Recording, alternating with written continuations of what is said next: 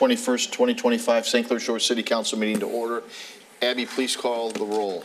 Mayor Walby? Here. Councilmember Burgess? Here. Councilmember Karen? Here. Councilmember Frederick? Present. Councilmember Rubello? Present. Councilmember Rusi? Here. And Councilmember Vitale. Here. A quorum is present. Please rise for the pledge. I pledge allegiance to the flag of the United States of America and to the republic for which it stands, one nation, under God, indivisible, with liberty and justice for all. Item 2 is we have a proclamation and then we have a presentation. We will start with the proclamation. We get the Jones family up here, and you want to, Colette, come on in the middle. I know we have Patrick here and Ryan. Is it Melissa? Yes. Right, and Nolan. So right in the center. Stand right here, Colette.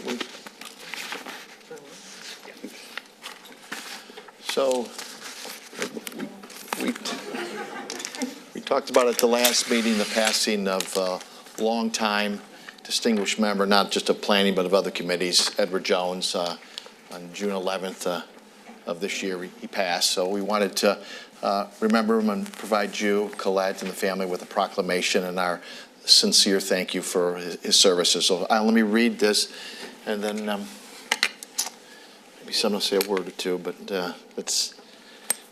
these proclamations are just a thank you for what service your father and Colette's husband gave to the city of St. Clair Shores. So, proclamation to Edward Jones. Whereas the mayor and council of the city of St. Clair Shores deem it fitting and proper to publicly recognize the contributions of Edward Jones to St. Clair Shores. Ed, a local 58 electrician, financial advisor, pilot, husband, father, and grandfather, lived in St. Clair Shores for 73 years. With his wife of 52 years, Colette, and children, Patrick and Ryan, his favorite title being a grandpa to Nolan. Ed was appointed to the Planning Commission in 1999 and served as a dedicated and insightful member of the commission, actively participating in discussions, contributing valuable expertise, demonstrating exceptional leadership, guidance, and a commitment to excellence. Ed continued to serve the city of St. Clair Shores community as an activities committee member, vice president of the St. Clair Shores Baseball Association. He was a member of the Optimist Club, the Goodfellows, the St. Isaac Jogues Men's Club, and AYSO and Lakeview baseball coach. Ed's passion for community service and his dedication to enhancing the quality of life for St. Clair Shores residents are truly commendable. Now, therefore, be it resolved that the mayor and council of the city of St. Clair Shores, on behalf of all our residents, wish to convey our sincere gratitude and appreciation for his many years of outstanding service on the Planning Commission, acknowledge his significant contribution to the well-being of our community, and commend his unwavering commitment to making St. Clair Shores a vibrant and enjoyable place to live. Thank you so much for the time that you allowed him to be part of our city. We really appreciate it all. Thank you. No, it's Hold on, just. Oh, yep. Of course. No, my dad spent a lot of time volunteering, doing what he could for this city because he really loved this city. He loved everything about it. He loved the people. He loved the community. So, yes, thank you very much. And again, I'll say it again, as you already said it, he loved the community. He spent his whole life here, and he gave his time and his effort to make this community better. And we are eternally grateful and thank you for it all. So we appreciate it. Thank you, and sorry for your loss. Thank you. Sorry.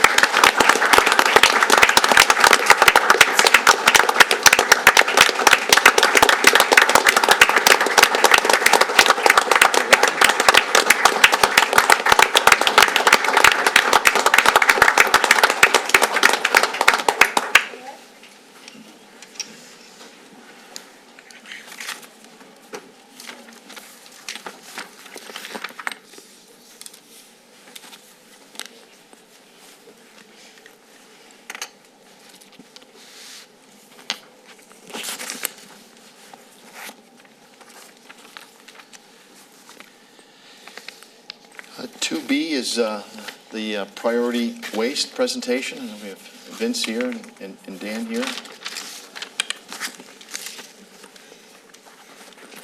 Thank you, Mayor Wabi.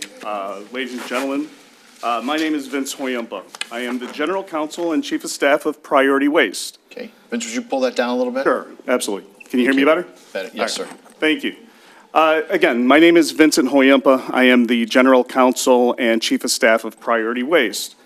Priority Waste is a garbage company that was started in Clinton Township in 2018. And we are currently a garbage hauler. And I can tell you that, Priority Waste was founded on a simple premise, which was to provide good service in the garbage collection.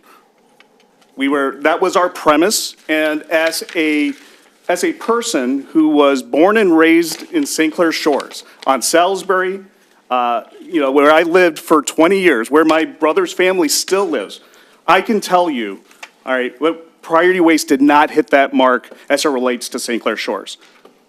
I'm not here to give excuses. What I am here to do is give you what our plan is to improve those services as we move forward. What we've done is we have acquired additional trucks, all right, and have deployed those trucks.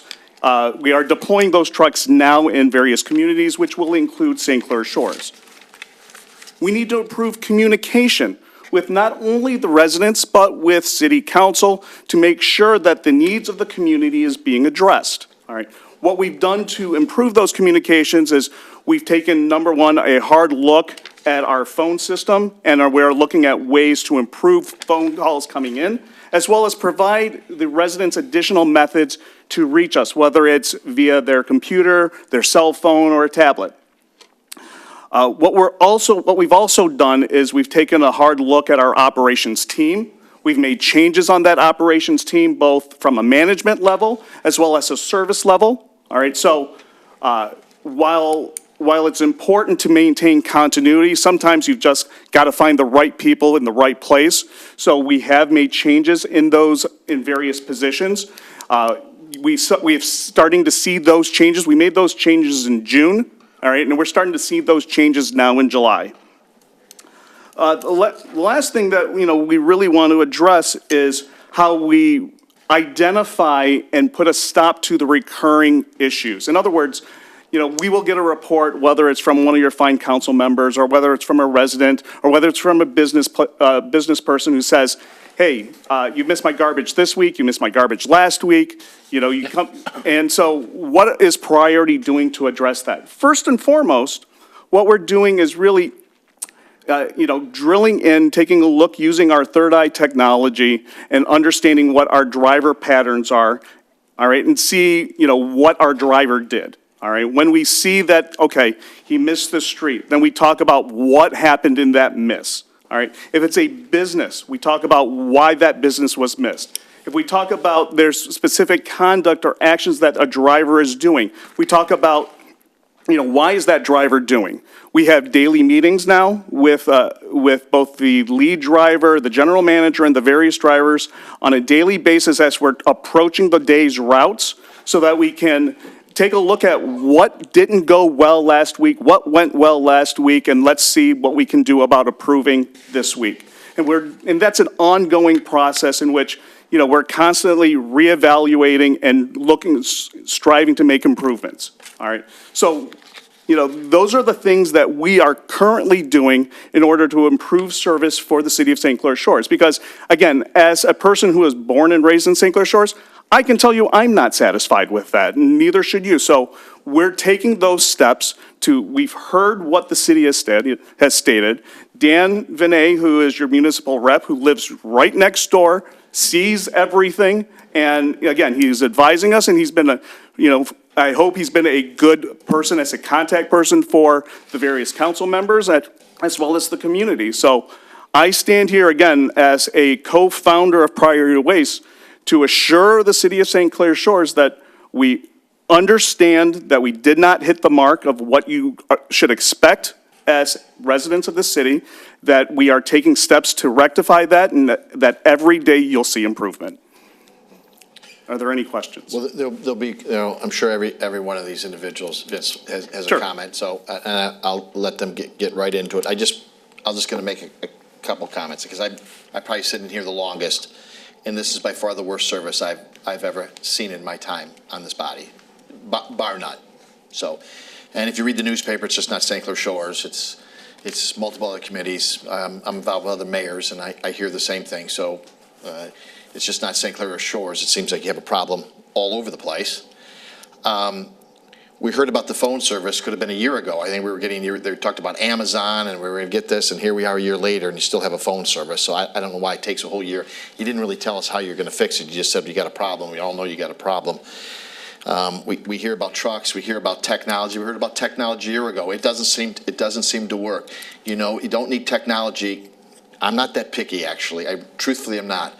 But I've never had to continually every week have to go out there with my grass cans and being flipped up in the street, and the grass is always in the street, and I got to get a broom out. It's not the end of the world. I'm a fat guy. I got to walk down the thing and sweep it. That's okay.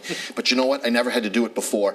That's not technology. That's every stinking week. This is how it is. It's terrible. It's just terrible. And I know you're here. Thank you for coming, because I think you knew you were coming to a Lions Den. I'm sure you realize that. But it's not good, and I'm not really assured that I think you understand it's broken, but I didn't get a feeling that you're going to get it fixed. But I'll kick it over I'll start with Ms. Rusi. Thank you. Dan, how many emails do you think you get from me a day? Dan, please go to the mic just so everyone can hear. Thank you. Good evening, Dan Vinay, just for the record. On average, 7. Yeah, you're my pen pal at this point. It's absolutely ridiculous that I have to hear from residents who have to take their time to contact me, and then I have to take my time to contact priorities, sometimes multiple times on the same occurrence, to get a trash can picked up. I mean, it's not how I enjoy spending my time. I'm sure you're sick of hearing from me too. And the easy way to stop that is just to get the trash picked up. I mean, it's absolutely ridiculous. And I'm not alone up here. I think you probably hear from all of us in a similar amount of times. And a lot of times these are preceded by the resident who then spend, just like Kip said, an hour or two. You hear from them. I spend an hour or two on hold, and your hold music is I Love Trash by Oscar the Grouch, which is awful. I mean, I called it once to see what the hold music was, and I got I Love Trash by Oscar the Grouch singing in my ear, which kind of tells me you don't take things seriously. If you're calling the trash company, you don't want to hear that, because it's not going to be a pleasant phone call. It's because something that should have been done wasn't done. So anyway, it's a lot of time being wasted not only by me and my colleagues, but by our residents as well, who have to do this to get our trash picked up. So, but you're aware of the various pickup issues. You're on every single of those 7 emails I send a day at least. I send these on vacation. I send these when I'm sick. I send these. I get these all the time from residents, and I just have to sit there and, hey, please see below. Please get this picked up. You see, and it's just very frustrating. But you're aware of those, so I will say another one of the issues I've noticed that hasn't been discussed yet. It seems like priority. I wanted to avoid that pun so bad, but I think you'll hear it a few times. Priority isn't trash pickup or trash service. It's after you acquired all these contracts, it's self-promotion. How many events or sports teams already do we see your name associated with sponsorships? And I'm thinking, if this was a company where I could not have to send 7 emails a day about trash pickup, I would see us and think, wow, that's a great corporate citizen, and look at them supporting these various events and, community outreach things. That's wonderful. But when I see this, I know the trash isn't getting picked up. I'm instead thinking, man, they're spending all this money on these fun runs and this and that, and not on trucks, not on personnel, not on staff, not on more people answering the phones, and that's frustrating. The most recent one I got is for the charity boat outing Friday, July 25th, so this Friday, sponsored by the Southeast Michigan Chamber of Commerce. You guys are the presenting sponsor right on top. Advertises Lake St. Clair's largest networking event, so that's fantastic. And here's the blurb I got about your company in my email. And I read this, it's like I don't recognize any of these things. Redefining the waste industry with impeccable customer service. Priority is a pioneering technology company, which I think that's funny. You call yourself, it's a pioneering technology company, it's a waste service company in this, but whoever wrote this, that's funny. Priority is a pioneering technology company transforming the logistics industry, again, not the trash industry, but the logistics industry with our innovative solutions and commitment to exceptional customer service. We have rapidly emerged as a leader in our field because you bought up all the contracts, leveraging cutting-edge technology to revolutionize waste management, sustainability, and logistics operations. Do you recognize any of that in what we're getting from service from Priority for the, what, 3 million we're spending annually? You don't have to answer that. I know the answer to that. So that's a little frustrating.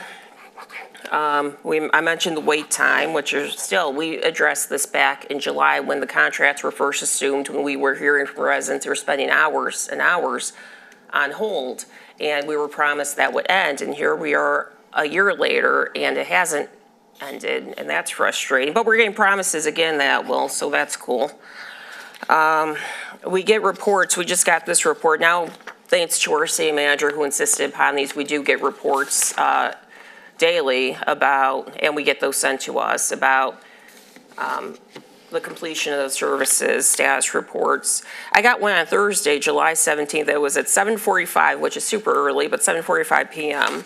Hello, all services and SCS are complete. Well, that would be fantastic, but then that evening and Friday, I spent again, sending 6, 7 emails. I woke up on Saturday morning with 7 responses from Brett, responding to the emails I sent about trash service or recycling service, yard waste that was still outstanding. So if that was the case, all services were complete as of Thursday, 7:45 p.m. Why was I sending those emails on Thursday? I don't know, but it said everything was complete, which doesn't sound like that's accurate to me. So I really don't know if I believe in the accuracy of those. If the technology is saying one thing, the service is saying something else, because our residents are looking outside. And I'm sure Linda will be speaking about this and hearing, no, your trash was picked up, and seeing the cans literally at the right-of-way still that they weren't. So that's a little frustrating. And again, it just seems like the company, from our city to every city you read about, is just not hitting the mark in terms of even taking these things seriously. Here's something I pulled off, that I got this on Friday of all things. So a resident posted on the St. Clair Shores, Michigan Residents Group, which is our largest St. Clair Shores-based residents group, that their cans were stacked like this. Now, did Priority stack these cans like this nice little pyramid? Did they not? Did the resident do this as a joke? I don't know. I don't know if Priority really did this or not. Priority did this. My question would be, why do they have time, the crews have time to stack up the cans in a cute pyramid and not pick up the trash completely? But anyway, I don't know if Priority did the cans or not. But the comment says, to all the haters of Priority Waste, I woke up this morning, this is how they left my cans. I think they are doing a fine job. Well, I wouldn't be bringing this up except for the fact that Priority Waste, the official Facebook shared this post. They were so proud of it. Meanwhile, I am seeing how many comments and posts all across Facebook and other social media platforms with issues about Priority Waste. Love this comment so much that I guess taking ownership of the cans being stacked up like a pyramid, that the official Facebook page shared this out to the residents and to all the followers and likers of their Facebook page because they got a compliment. GFL did this, and someone pulled a gun on them. That's, you know what, this person might like this if this is what happened, but we have had residents who have, disabilities or other physical issues who would not find this amusing. So if Priority did this, it needs to be not done, and it needs to be, the trash just needs to be picked up, and time should not be spent on this, but it was shared from your official Facebook page because you got a compliment. So that's a little bit annoying, a lot annoying. So anyway, I'm not going to go on. You know all the issues I hear about. You get them because I forward them. Reactively, is the response okay? Generally, it has been. Sometimes it's not. Like, look at that apartment complex. I heard from the resident, about the 16 units that took like 4 weeks of multiple emails to me that I sent to you, that took how long to get picked up, where I finally started invoking that legal notice we had to send, saying, hey, they keep just seeing this trash not get picked up. I keep sending this, and it continues to be an issue. And that's frustrating because, it needs to be a lot better proactively and needs to be better reactively. And it would be nice if the money was spent on more trucks and more personnel, more people answering the phones, and a little bit less on sponsoring fun runs and the like. We can do that when the services are good. Because right now, it just doesn't endear a feeling of community outreach and support. It endears a feeling of that's your priority, is getting your name out there, accepting awards from, what was that, Ernest Young just gave the, come on. And I'm sitting here spending my time an hour a day sending emails that the $3 million a year service we get isn't being done for our residents. It's pathetic. Okay. Thank you. Mr. Rubello. First of all, I want to thank you for coming. I requested you guys a few weeks ago because obviously we knew these things were going on. Like Candace, I've spent a lot of time on emails. I don't know if it's 10 a day, but it's got to be very close. I want to thank Dan. You've been, over the past couple weeks, a lot better, I think. You sort of go through ups and downs, but you're sort of my contact guy. And I know I talk with you or email with you a handful of times a day. So we all know what the problems are, I think, most of us up here, okay? We're a very hands-on type of city council, I think. I think you can attest to that by now. And some of the things that go on with the delays, you know about the delays and the missed, the missed stops and all that. I don't think I have to go into that with you again. Most of it was just said here. So I am, the reason why I requested you is because communication, okay? So I'm going to ask you a couple questions on communication. Sometimes we hear that there's been people on hold for 45 minutes, an hour, 2 hours. How can that be fixed?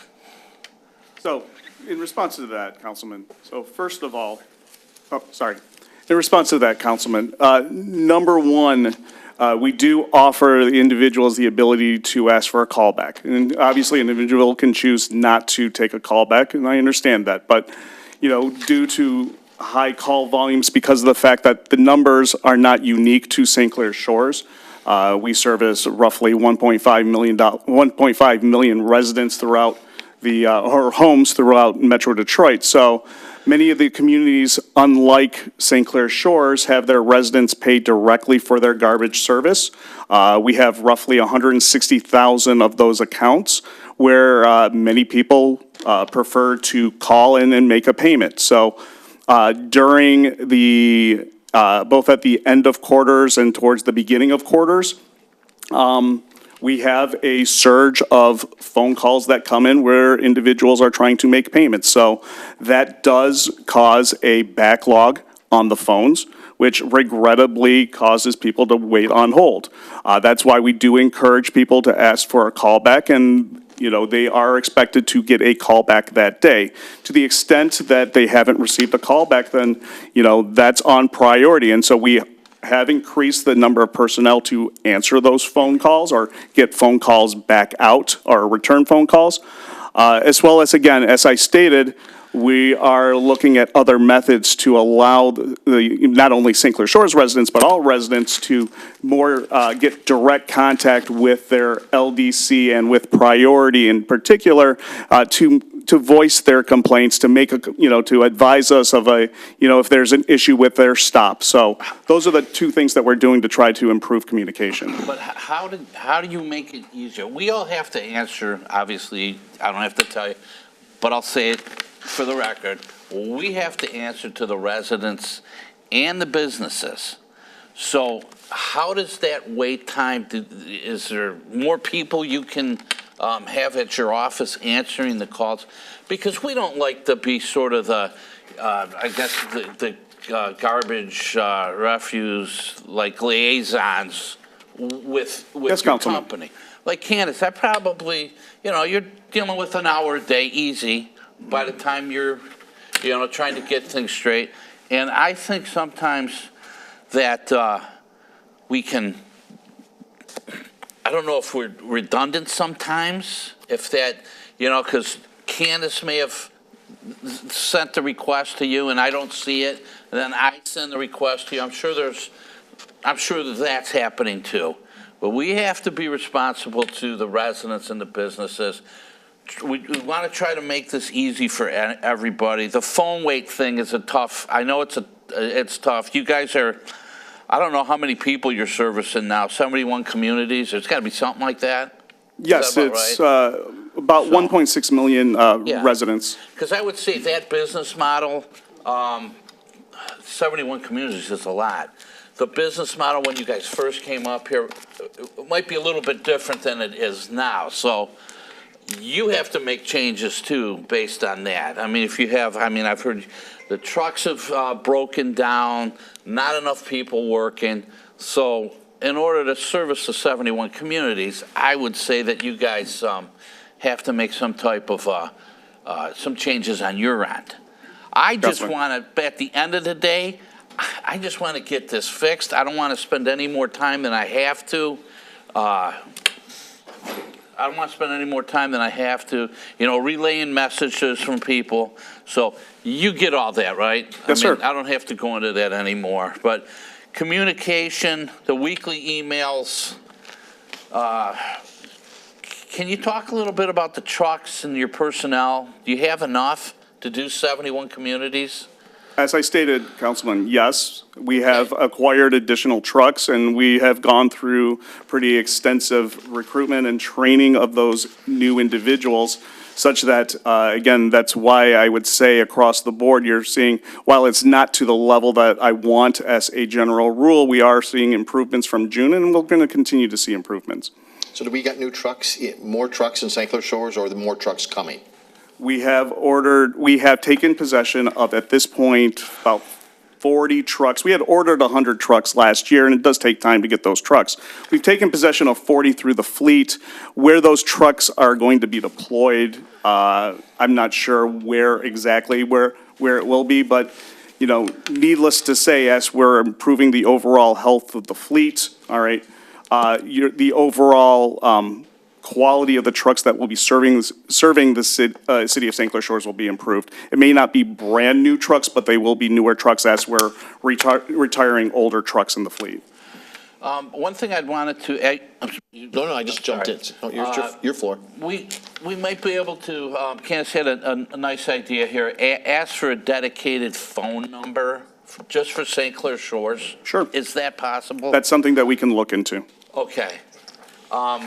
Now, Well, when you say you look into it, how long will it take you to look into it and render a decision? I'm not personally familiar, or I'm not personally able to give an opinion as to how long, a transition or adding a phone line would be. That's something I'd have to go back to the team.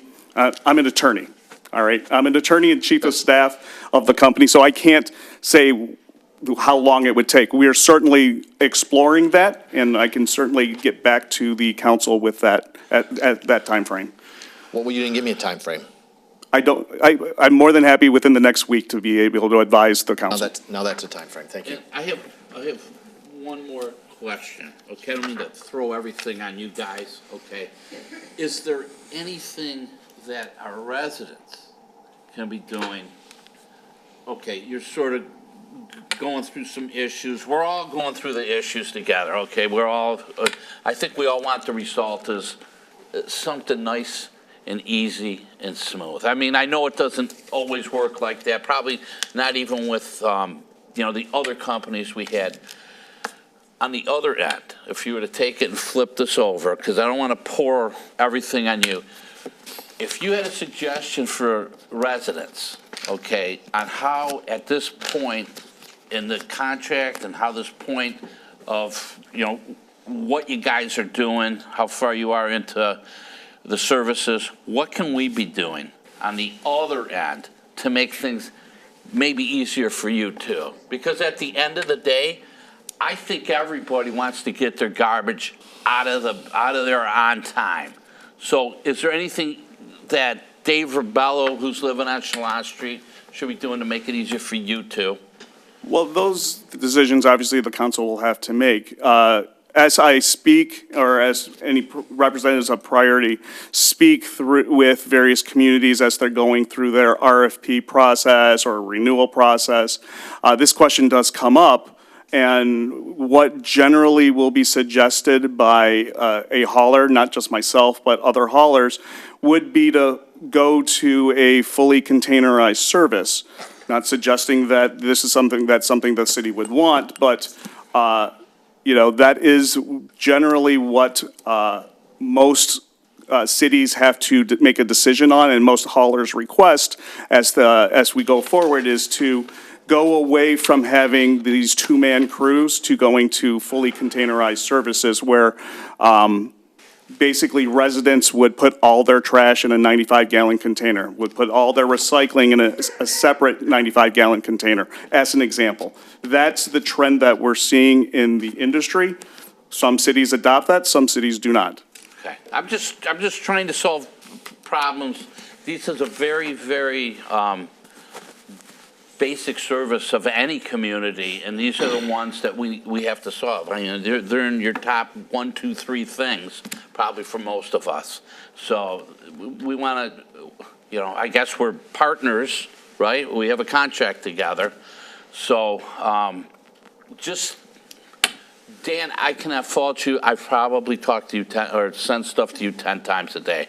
And I guess that's just how it goes, because we got to make sure that we're getting our stuff done. So maybe in the next couple weeks, you can give us a nice memo of some of the things that you've accomplished from this day going forward and what you're looking for how you're going to help us, I guess, and how you're going to help us get our stuff done on time and picked up, and the calls coming into your service station or into your station. Thank you. Thank you. And I know that's how it's going, the 10 emails, but that's not how it's supposed to go. Yeah, we do not need to be So it's not supposed to. Right. the liaisons, the council liaisons to any of this stuff. Ms. Burgess. I could repeat everything Candace said or Dave said tonight, and I don't want to do that to take up more time, but I'm saying ditto, ditto, ditto, ditto.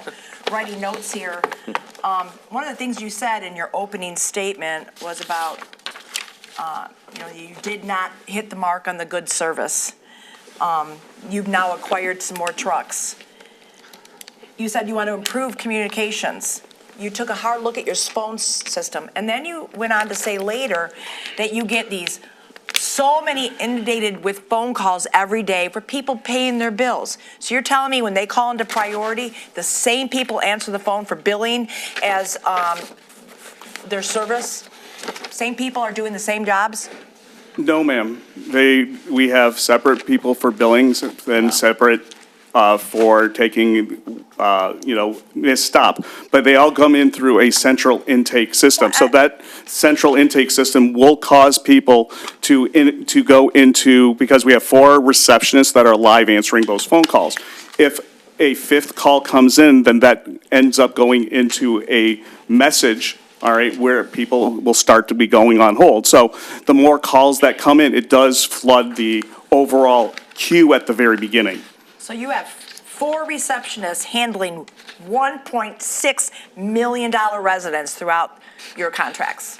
That seems a little not enough, my opinion.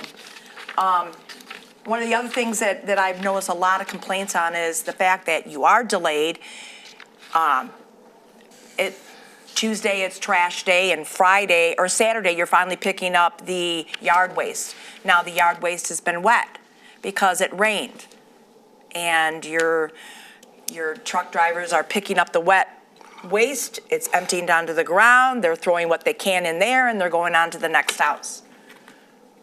I had a lady call me that their whole complete street, and I drove down it, was like that, with just bits of yard waste all throughout their driveways or in front of their homes because they had waited a week or 5 days to get their trash picked up or their yard waste picked up. That's uncalled for, and I'm sorry that it rained and there's a mess, but it's not our responsibility to take care of that when it's been 5 days. The other thing that you talked about was your training. You're training your employees. So, an incident happened at my house this last Tuesday. where an employee put the recycle bin on their little arm, put it into the truck, left it on the arm, took out my mailbox, threw the trash can into the middle of Jefferson, and stopped at the neighbor's house, which is not even 20 feet, turned around and looked at what he did, and went on. And then that was at 10 in the morning.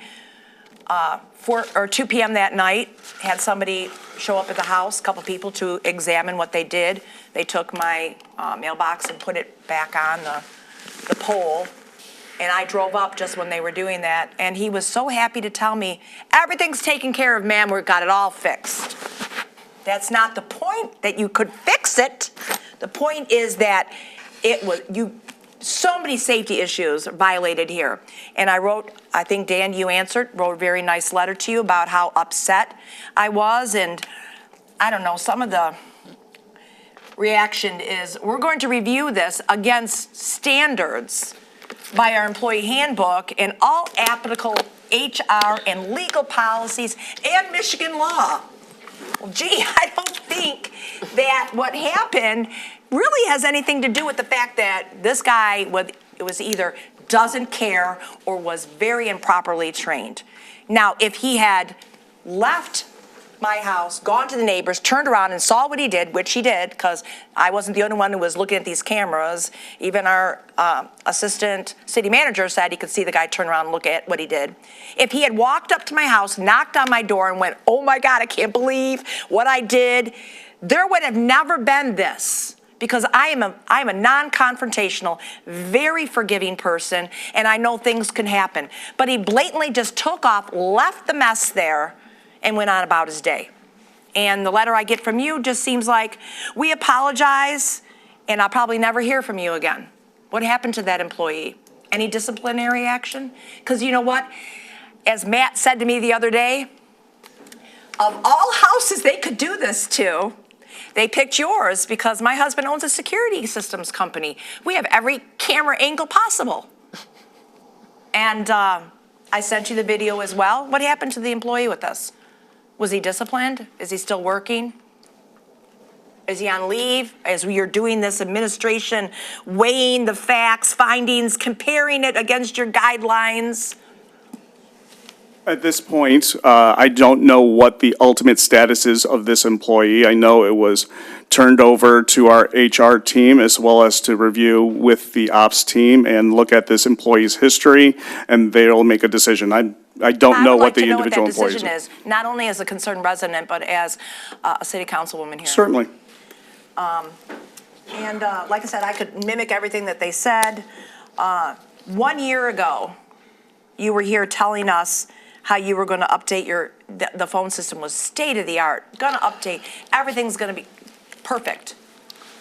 This phone system is still the same problems we're experiencing 1 year later. And I really don't think that 4 people answering the phone for 1.6 million residents throughout the following counties, our neighbors here, is enough to handle what you've done here. This is craziness. I went away for 6 days and I spent my days away answering priority emails.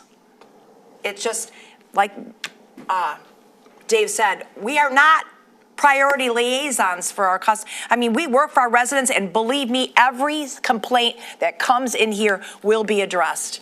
In fact, one just came in just a few minutes ago. Yep. Just a few minutes ago, Had saying, to. I watched Priority Waste solve the recycling issues today by throwing the items from my blue tin into the truck with my garbage. Can anybody explain what the city plans to do about fixing the problems with Priority? Why are my tax dollars being used to pay for recycling when Priority just throws it all away? We just got that since we've all been sitting here. I got a second one too from someone else.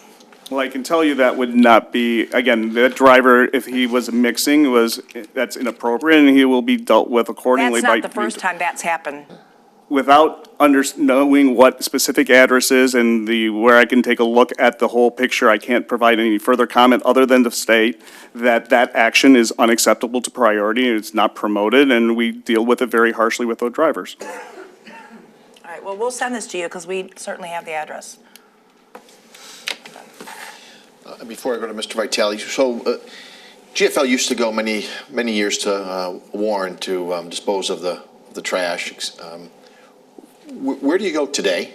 SMDA typically. If SMDA, for whatever reason, gets closed, it goes to our J-Fonds transfer station, which is at 6 Mile and Mound area, or it will have to go direct to the landfill at that point. If both are closed, then that's Pine Tree over in Lennox Township. Okay, so you're at either there on Grossback, or you go to J. Fonts there in Detroit, That's correct. or you go out to the Pine Tree, which is out northern Macomb County. That's and then, correct. do you go to Indian Summers for the? Compost, yes. Yes. Mr. Vitale? Okay, I'm going to start off a little different direction, and I'm going to say that, so you can understand, I have. Can you some- grab your mic? Oh, Thank you. sorry about that. So I'm going to start off in a little different direction so you understand that I have some empathy for the idea of being a garbage truck driver, right? You can probably talk to any of these people up here, and they will tell you that actually I'm often very critical to residents, because I almost look at the way you put your trash out as a measure of your IQ. And I see people that put like individual diapers on the curb or something like that, and I just think, Jesus Christ, those are human beings that pick this stuff up. And this is how you're going to treat them. So I have empathy for your trash drivers. Now, after I said that, I'm also going to tell you that what we've experienced in Priority is record-settingly bad.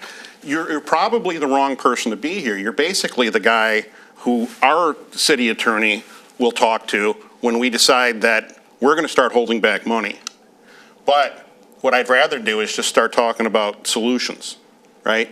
So our prior trash company, they had a guy who went on the around the routes in a pickup truck. He was a route supervisor, and he would make sure that everything was going right. Do you have anyone like that? No, sir. So you rely on your Skynet? Okay. Yes, sir. Well, that's what we were told a year ago, and it doesn't work, evidently, because here's a common theme to all the garbage complaints I get. They're dead-end streets, they're court streets. You guys obviously aren't familiar with the street layout in St. Clair Shores because they're missing the streets that are harder to see. Why isn't Skynet picking this up? Don't you know how many stops a day they're supposed to make? We do, sir. Okay, but just those don't matter? No, it does, Your Honor. Sir, the issue, Councilman, is the fact that just like drivers, we have logistic driver coordinators that, those are the Skynet, if you will, that are watching and viewing what the drivers are doing. Maybe And you should put a guy in a pickup truck. again, You know, that's a pretty cheap, low-tech solution to a problem. You have a guy follow on the route.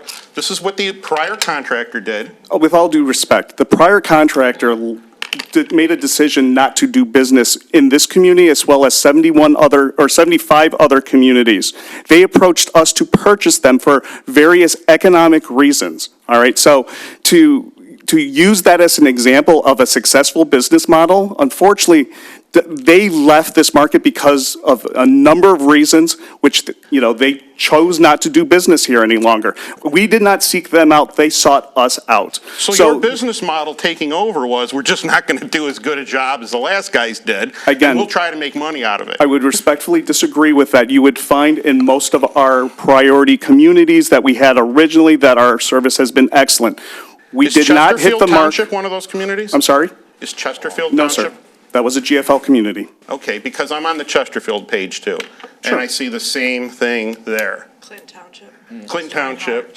GFL community. Those were all communities Okay, so that we then I acquired. guess somebody said, we'll take this community over and we'll just give them a priority level of service. We'll count on Skynet. We won't put people out in the field. And they get what they get, and they're stuck with us because they're contractually obligated. That's basically what I'm hearing from you. No, sir. We are, Okay, give me the long version then. the long version, sir, is the fact that, again, we are committed to providing a top-level service to every community. And you're doing Whereas- that with 4 customer service reps to service on 1.5 million households? Again, And now you you're- have, and this blows me away too.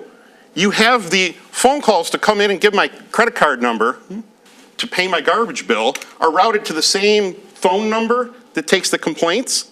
That's what you're telling me. Your bleeding edge technology company has one phone number? No, sir.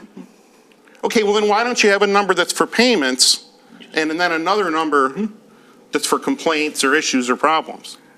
Again, we have multiple numbers, but they go into a dedicated queue, if you will, that is managed by live people, but there also is a fallback to the normal on-hold computer hold system. Doesn't where- that defeat the point of multiple numbers if you dump everybody in the same queue? Kind of like mixing recycling and garbage. Again, The I whole would point is to respectfully separate disagree. them out so that we work through the stuff that is quick, faster, Sure. and we triage. That's what you don't do. You just put everybody in the same line. I understand your concerns. Okay. Well, beyond that, what does Priority pay their CDL drivers? I'm sorry? What does Priority pay their CDL drivers? Because I'm told you're some of the lowest paying for CDL drivers. I would, again, respectfully disagree with that. I know that when we entered know the the market, numbers? residential drivers were making $23 an hour. On average, our residential drivers, I'm sorry, $20 an hour. On average, right now, our residential drivers make between $26 and $30 an hour. $20 an hour average for CDL? $26 to $30. When we Said the came into prior the one. business, when we entered the business in 2018, they were at $20 an hour. Okay, that's 2018. We didn't take you guys on until 2024. Or you didn't take us on until 2024. So in has your s- pay stayed the same? Again, all right, the current rates are between $26 and $30 an hour. I'm going to tell you my experience, okay? So I had trash picked up at a house that's on a court street, so it's got a turnaround at the end. And quite honestly, that turnaround's not really big enough for a garbage truck. But I was parked there because I had to do some work in the driveway. And I thought to myself, it's 8 o'clock in the morning. There's no way I'll see anybody from Priority today. But as it turned out, your driver did get there. The driver said he couldn't get through. Okay, I said, I happen to be outside. I said, I'll move the car. And then he told me, you better move your car or I'll call the police. I said, you're going to call the police for what? That's no parking. I said, oh, is there a sign here that says no parking? Because it's not no parking. Now, if I wanted to be a real SOB, I could have sat there. But your guy's got a CDL. He's supposed to know how to back up down a street, right? Sure. Because that's what they do on the dead-end streets. So you're just lucky you ran into a guy. Apparently, the rest of the people in that neighborhood only got their garbage picked up because I happened to be outside and I was willing to move my car, even after he cursed me out and threatened to call the cops on me. That doesn't sound to me like a professional CDL guy. I would agree with that. Okay. Again, without. And I thought, you know what, I should complain about this. And then I thought, oh, God, I'm not going to add to the queue. They know who they're hiring. The quality of your trucks, okay? If I'm outside, I'll help your garbage guys put the trash in the truck because I want them to move on. I'd rather do that than have to respond to all these things. These trucks look good from a distance. My God, I couldn't believe a piece of 12-gauge steel absolutely completely rotted through and painted yellow. I mean, literally, that garbage truck should be in the garbage. But you bought it. That's right. And that's not a hidden defect because we were told earlier that, oh, there was a lot of sabotage and things like that happened and we weren't aware of what we were buying. Well, I was aware of that as soon as I put some garbage in it. And I couldn't even believe that thing qualifies for DOT. Oh, by the way, the guy that couldn't get through the court that I had to move for, when I later went down the street, hydraulic fluid, all down the street. I mean, really, you're the wrong person to be here. Where's the logistics guy? The logistics guy. The guy that handles the routes. You're the attorney. That's right. Okay, where's the person from HR? Where's the logistics guy? Our only contact with you, I think, is going to be through our attorney. Well, I'm also a co-founder, and in all due respect, all right, Dustin asked for a representative of Prior Waste to be here with no specific as to what the council was looking for. If there were specifics, the council wanted to ask specific questions. What did you think we were going to ask about? I'm here to answer those questions, sir. Do you have the kind of inquisitive mind to think I wonder what kind of questions I might be asked? I Maybe can I should bring a generally logistics answer. guy with me. I can answer your logistics question, sir. Well, why don't you put a guy in a pickup truck? Again, because of the fact that we find that that is not an efficient economic model, where you think that it's a cheap fix to throw in somebody that's going to be paid approximately $110,000 a year, plus the maintenance on that pickup, all right? Whereas we can see what all of our trucks are doing with the 6 cameras that are on that truck. While there are flaws and mistakes that happen, all right, I think over the long course and our history with the communities where we have started with the priority trucks, with the priority system, that has shown out that we provide a superior service than our competitors. We're long still course- right-sizing everything that we had acquired from your prior hauler, all right? And so there are bumps in the road, and I can certainly understand your frustration. I'm not minimizing that, all right? And we're working towards putting this such that you don't have these issues, all right? I can only stand here and apologize and say, yes, you're right, all right, we need to get better, all right? You can continue Well, to... you can tell me what you're going to do to get better. Again, as I've stated already, we've acquired additional trucks. We have hired and are training new individuals to work those routes. We are attempting, again, provide additional communication methods so that the residents aren't on hold. All right, and we're going to continue to work with the city as we work through these issues. Now, while those are general statements, all right, again, it requires the first steps. Those first steps is, we've acquired additional trucks to replace our older trucks. We are training individuals, and again, it will take time for those individuals to meet the standards that everyone is going to be pleased with. We have to continue to improve our phone system, and again, it takes time. I'm not asking for, I'm not here to, I guess, give fake promises, all right? I'm here, all right, because of the fact that we are taking responsibility for our contractual obligations, and we're going to continue to do that. When you say takes time, and it was a year ago that you were aware of these problems, and it's a year later and you still got 4 people doing customer service for $1.4 million. Hold on, I'm still talking. Sure. And you still haven't managed to figure out how to separate your phone queue complaints from payments. And it's a year after that. I mean, I really don't think anything's going to change. So since it seems like you are a very financially driven company, I think at this point, when we should just start having DPW pick up some of the slack on overtime and deduct it from our payment. We're within our contractual rights to do that. And maybe when you don't get paid as much, just like you're going through in Clinton Township right now, maybe then you'll say, maybe we should have hired a guy with a truck. Maybe we should have a route supervisor. That's all I have to say. Mr. Frederick. Thanks, Mayor. So once again, thanks for coming. I'm sure you knew it was the Lion's Den. Couple things. I'm not going to reiterate. I'll do the ditto thing because I think we all get those same emails. And Dan, you and I have become close phone pals. So I appreciate you picking up and calling back and all the stuff that you're doing. I guess from my perspective, I get a lot of calls. In addition to not being picked up, but where is the can put after it's emptied? And I think in our contract, we're supposed to put it back up on the curb because the streets are narrow. And if you've got cans on both sides, it's hard for 2 cars to get down the street, hard for 1 car to get down the street.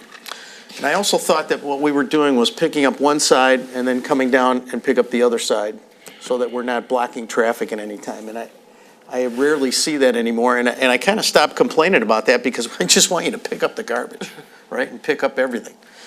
So I got a call today, and Dan, this is after we talked. This is a different thing. So lady called me. She goes, I can't find my garbage can. Can't find it. I went, oh my God. Maybe they threw it in the truck is the first thing I thought, right? And I said, do you have a Ring doorbell? Yeah, I do. I go, why don't you go in and see if you can see what happened to the thing? Well, what happened is the person who's emptying the trash wasn't next to the truck, dragged it all down to the next house, put that in the truck with all the trash from that house, and then left the garbage can at that house. So, I mean, that's the kind of stuff that maybe a training person who maybe should have been here tonight too, so we can hear how they're being trained. And I don't want to tell you how to do your job or run your business, but I guess how many people are training? How many people are in training at any given time? And then also, how long are they training, or is it just on the job training?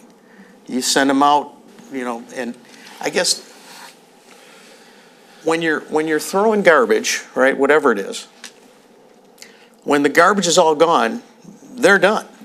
So they want to get it done as fast as they can, because once they're done for the day, I assume, unless they got to go to another community. Now, that doesn't happen much anymore because we're not getting all the garbage done. And Dave, was it you that said maybe a specific number for St. Clair Shores? Was that you, Dave? Yes. I think that's a good idea. In addition to that, a publicized email, a text where we can, every platform that we could use specifically for St. Clair Shores, I would love to see that. Because I think our residents deserve to be able to get in contact with you and quickly. And I think you want it quickly, right? Certainly. I mean, that's the best way to fix things. I know you mentioned that you ordered 100 trucks, you've taken delivery of 40. When are the next 60 coming? Over the next 30 to 90 days. So within 90 days, you'll have 60 more trucks. And you think that's going to be enough, or are you guys still ordering trucks since it takes a while to get them? At this point, we believe that that's sufficient for our needs right now. Okay. I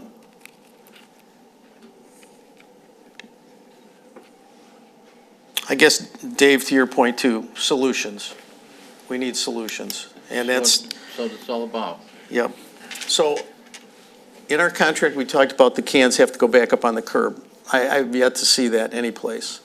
In fact, in my neighborhood, if I'm home during the day, I will go and move everybody's can, sometimes put it in their yard so it's not on the street. Because, people come flying down the street sometimes, they'll hit those cans, and that's dangerous, especially if there's kids on the street. That is in the contract, right, Dustin? They're supposed to go back up on the curb. And I know that's hard in the winter, but this is the summer. Certainly. And they're still all over the place. And I guess the crazy part is they're not even at the curb. I mean, I can see, okay, you take it out, put it by the curb, but some of them are like 4 or 5 feet from the curb. I mean, it's like past where a car would be parked. I mean, that's the kind of stuff that I guess has to be ingrained into your, from a training perspective, that this is customer service, and they're your face in the community. Folks that are picking up trash, those are the people. I mean, do you think Disney would hire you to do this? I don't think so. Sure. I don't, it's got to be top notch, and I don't know how to get better people to do it, or maybe more people, and maybe whatever the more trucks, maybe it's more people on a truck. I do appreciate the one guy that I see every week that's doing the recycling, because he seems to be, pretty active, pretty strong, wants to get it done, and does put it close to the curb. So I guess I give him credit for that, but I'd love to see him up on the curb. We talked a lot about the yard waste on the street. I know that's an issue, and maybe the bags are not the way to go anymore. Because if it's going to rain and you got it out there in a bag, it's going to be on the street. Some of it's going to be on the street at some point. And the problem that I have with the yard waste, not making it into the truck, is that then it goes down into our sewers, our storm drains. That's another huge issue, and it ends up out in the lake, or then we got to send the guy out to actually suck them out of the storm drains. So that costs us money, right? It costs the residents money, so somebody's got to go out and do that. Again, the 4 receptionists for answering 1.6 million households just doesn't seem like enough to me. And You know, we've talked about this ad nauseum. So anyway, Dan, thank you for taking the calls. I'm sure we're going to get some more. And whatever you guys can do, we need you to do it, and soon, for St. Clair Shores. I don't really care about your other cities. I care about this city. You know, if you have to move a couple trucks from another city, get us some good service. All right? That's what we want. Good service. Certainly.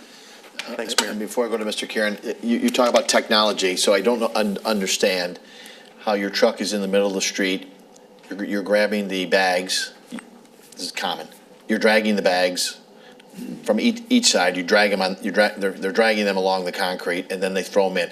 So if you have this wonderful camera system, why isn't someone saying back to them, hey, you can't do that, you can't be in the middle of the street, because I remember you saying that that's not safe, which it isn't, right? People pop out, right, and you're driving. How is the technology, it's not saying, hey, well, the driver's Johnny, you can't be in the middle of the street, what are you doing? I mean, supposedly you're looking at these vehicles all the time, and it isn't, Vince, it's common that it's in the middle of the street and they drag the bags right across the road and pitch them in there. I understand. It's not acceptable. I know, but how does the camera not pick that up and go, Camera does pick it up. then why don't That's they not the say issue. hey, you can't do that to the driver? Pull the car over, pull it over to one side and then come back. Why does it keep going? So the first issue is the fact that unfortunately, I believe St. Clair Shores has had how many LDCs? 3 in the last 6 weeks. Over the last 6 weeks alone, we've had some turnover in the LDC department where you've had 3 different LDCs. Is it the people in Clinton Township watching?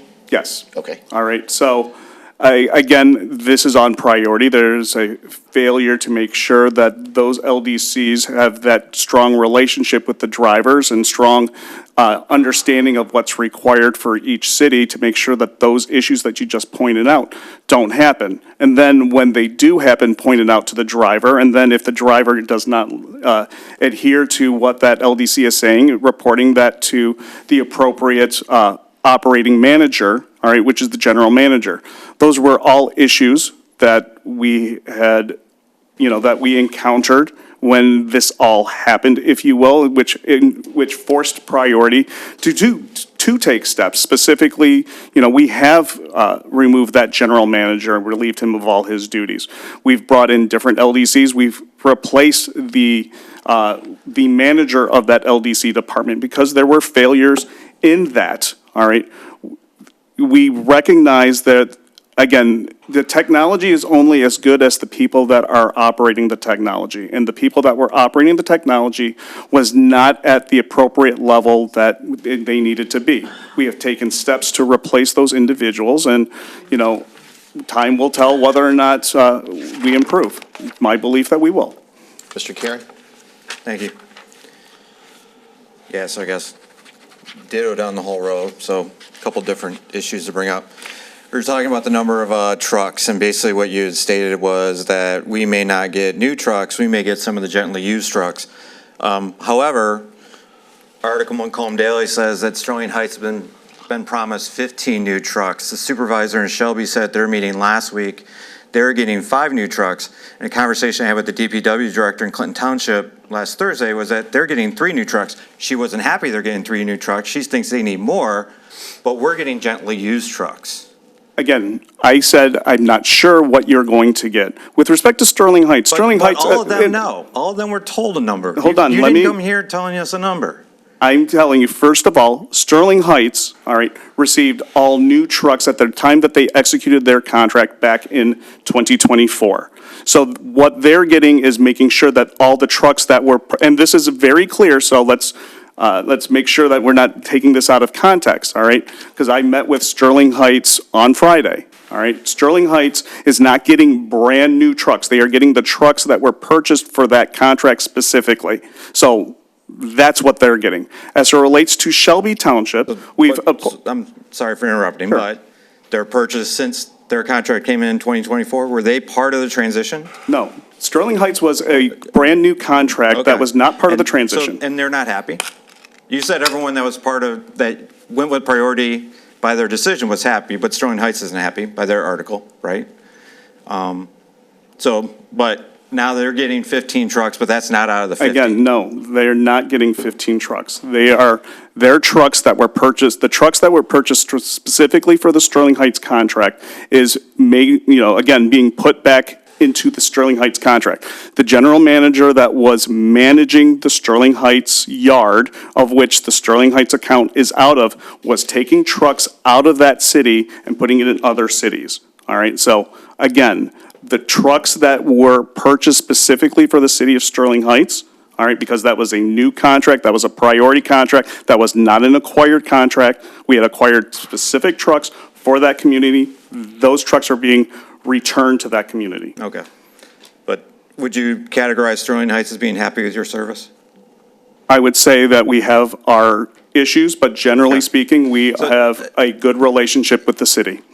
And I bring that up because you said everyone that chose to go with priority were happy, and it's obvious they're not, because also East Point went with priority as part of a bid process in 2023. That's correct. Correct? I had a 45-minute conversation with the mayor of East Point, Mike Kleinfeld. Yeah, he's not happy. He's seeing the same service degradation that everybody else is seeing. So it's a broader problem beyond just the contracts you acquired. And it's been going on for a year, right? And quite frankly, a lot of the things that you said tonight, Dan said to us a year ago. So this is all logistics. What does it take to collect the material, haul it to, dump it at whichever location it needs to go to, get back in the street, because everyone else before, even with financial challenges or whatever GFL was doing or RZA was doing before them or Waste Management before them, all of them managed somehow to get this done in an 8-hour day. And from the LDCs that you had, because I know we get surprised because we don't know who's in charge of what. We get a new email that says prioritywaste.com. We just add it to the list. And we get surprised when we get a bounce back. Nope, no longer at priority. And I think that's been a couple of the LDCs that you mentioned. Sure. So there's obviously different levels of transition that everyone's having to go through. And I would agree with my colleagues. I don't think your technology is working. I had that personal experience myself. I had emailed you 3 weeks ago. As I'm watching on the front window of my house, 9 a.m., driver comes by, collects every other garbage, leaves my bag, open, visible, black bag, middle of green grass, nothing obstructing it, just drives by. And I had an email. They came back an hour later, picked it up, but that's not something where the person watching the monitor catches that. That I have to, and that's the thing that the route supervisor used to do. Because there were eyes on the street, they saw exactly what the drivers are doing, what they're missing, and we never had any issues like this. And I'll go back to the comment the mayor started off with. This isn't the worst service we've ever had out of a waste hauler. This is the worst service we ever had out of any contractor. Ever. The closest example I think I have is we had a sewer project that went $600,000 over budget and went 9 months late on 10 Mile. That was just a major obstruction. That's pretty bad. This is not even close to it in terms of this has been going on for a year and it affects the entire city. And it's day after day. The other day when the route wasn't completed, and we do get those reports when those are done, I noticed the street that wasn't done, and I knew the resident was going to complain it wasn't done because he's emailed us 3 straight weeks prior to that. I was tempted that morning. It's like, oh, I saw the message from Matt. Maybe I'll email the resident to let him know. And didn't get to it. They had to get off to the job and that. Sure enough, 8:30 that morning, resident emails, hey, garbage was picked up. So I explained to him, hey, look, for whatever reason, you're at the end of the route. Every week, for whatever reason, they can't finish the route. It'll be the next day. And it was picked up by like 10, 11 o'clock that next day. But again, systematic issues that are not getting resolved. And this has been going on for a year, and quite frankly, it has gotten far worse over time, not better. And I think the phone system is an excellent example of that. There's a technology that was supposed to be put in place a month after Mr. Vinay was here last year. and it didn't work. And actually, the 3-hour wait time, that sticks in my head even if you use the callback system, right? I used that trying to help my sister-in-law with Social Security Administration, used the callback thing. They called me back 3 hours later. No one thinks that's good service. So you claim to have all this technology and that, you got to get the act together. And you got to take that message back Understood. to anybody that will listen, or else, because all the emails that we've had to send, none of us should have to do that. None of us should have to be calling Mr. Vinay. I appreciate, they can say they appreciate he picks up the call, but guess what? None of us should have to do it. Because this is a basic service that's happened regularly without a problem for decades, but not the past year. So hopefully what you can come back with maybe is what is a detailed plan of recovery that you guys can commit to. Can we get that? Because we've had just promises, and they're open-ended promises. We had promises a year ago. Can you put in writing a detailed recovery plan? Well, first thing I'd like to suggest is your next council meeting is, I assume, 2 weeks from now? It's a month. A month from now? Well, ideally, I'd like to come back or have somebody come back at the next council meeting to give a detailed report, and we can go see where we're at. But obviously, since the council's not meeting for a month, I certainly can provide something to your city manager as to that details what we're doing, what we're going to do, pretty similar to what I've stated generally, but we can go into additional detail. And we can also provide specific detail as to the number of complaints that we've had, the number of complaints that have been resolved, the time frame of resolution. We can certainly address all of those things. I'm more than happy to get that to the council within the next 2 weeks. Okay. Along with the plan on the phone number. Yeah, absolutely.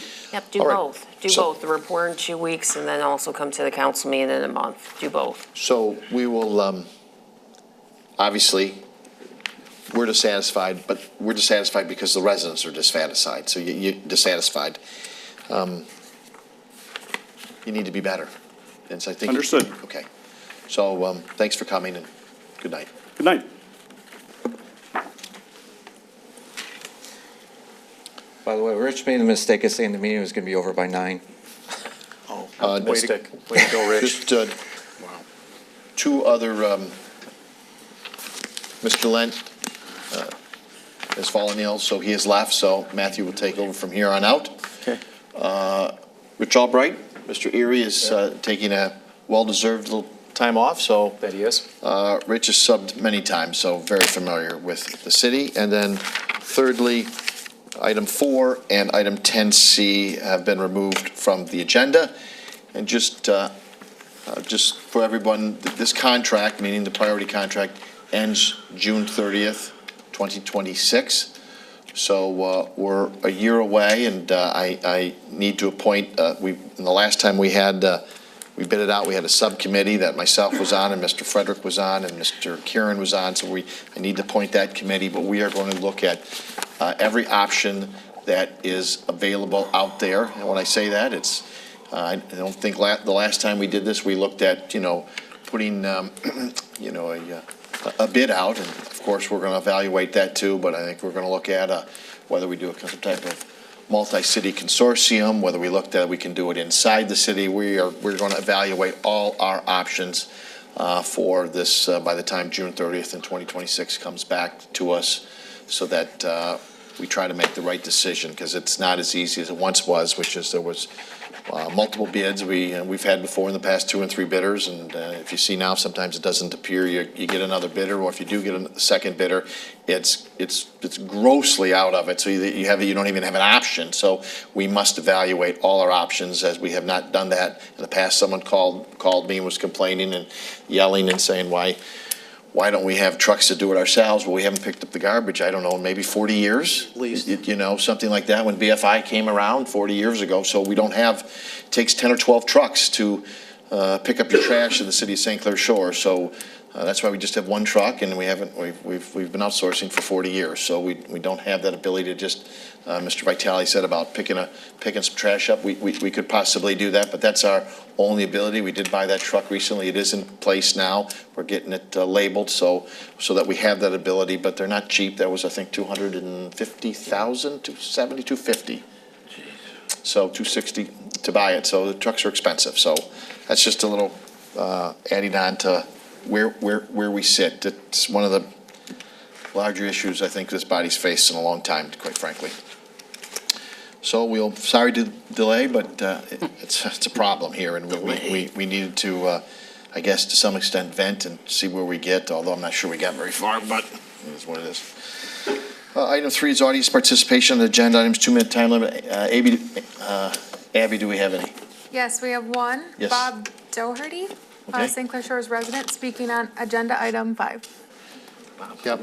This usually comes up at about 7:15, so he's an hour late. Sorry.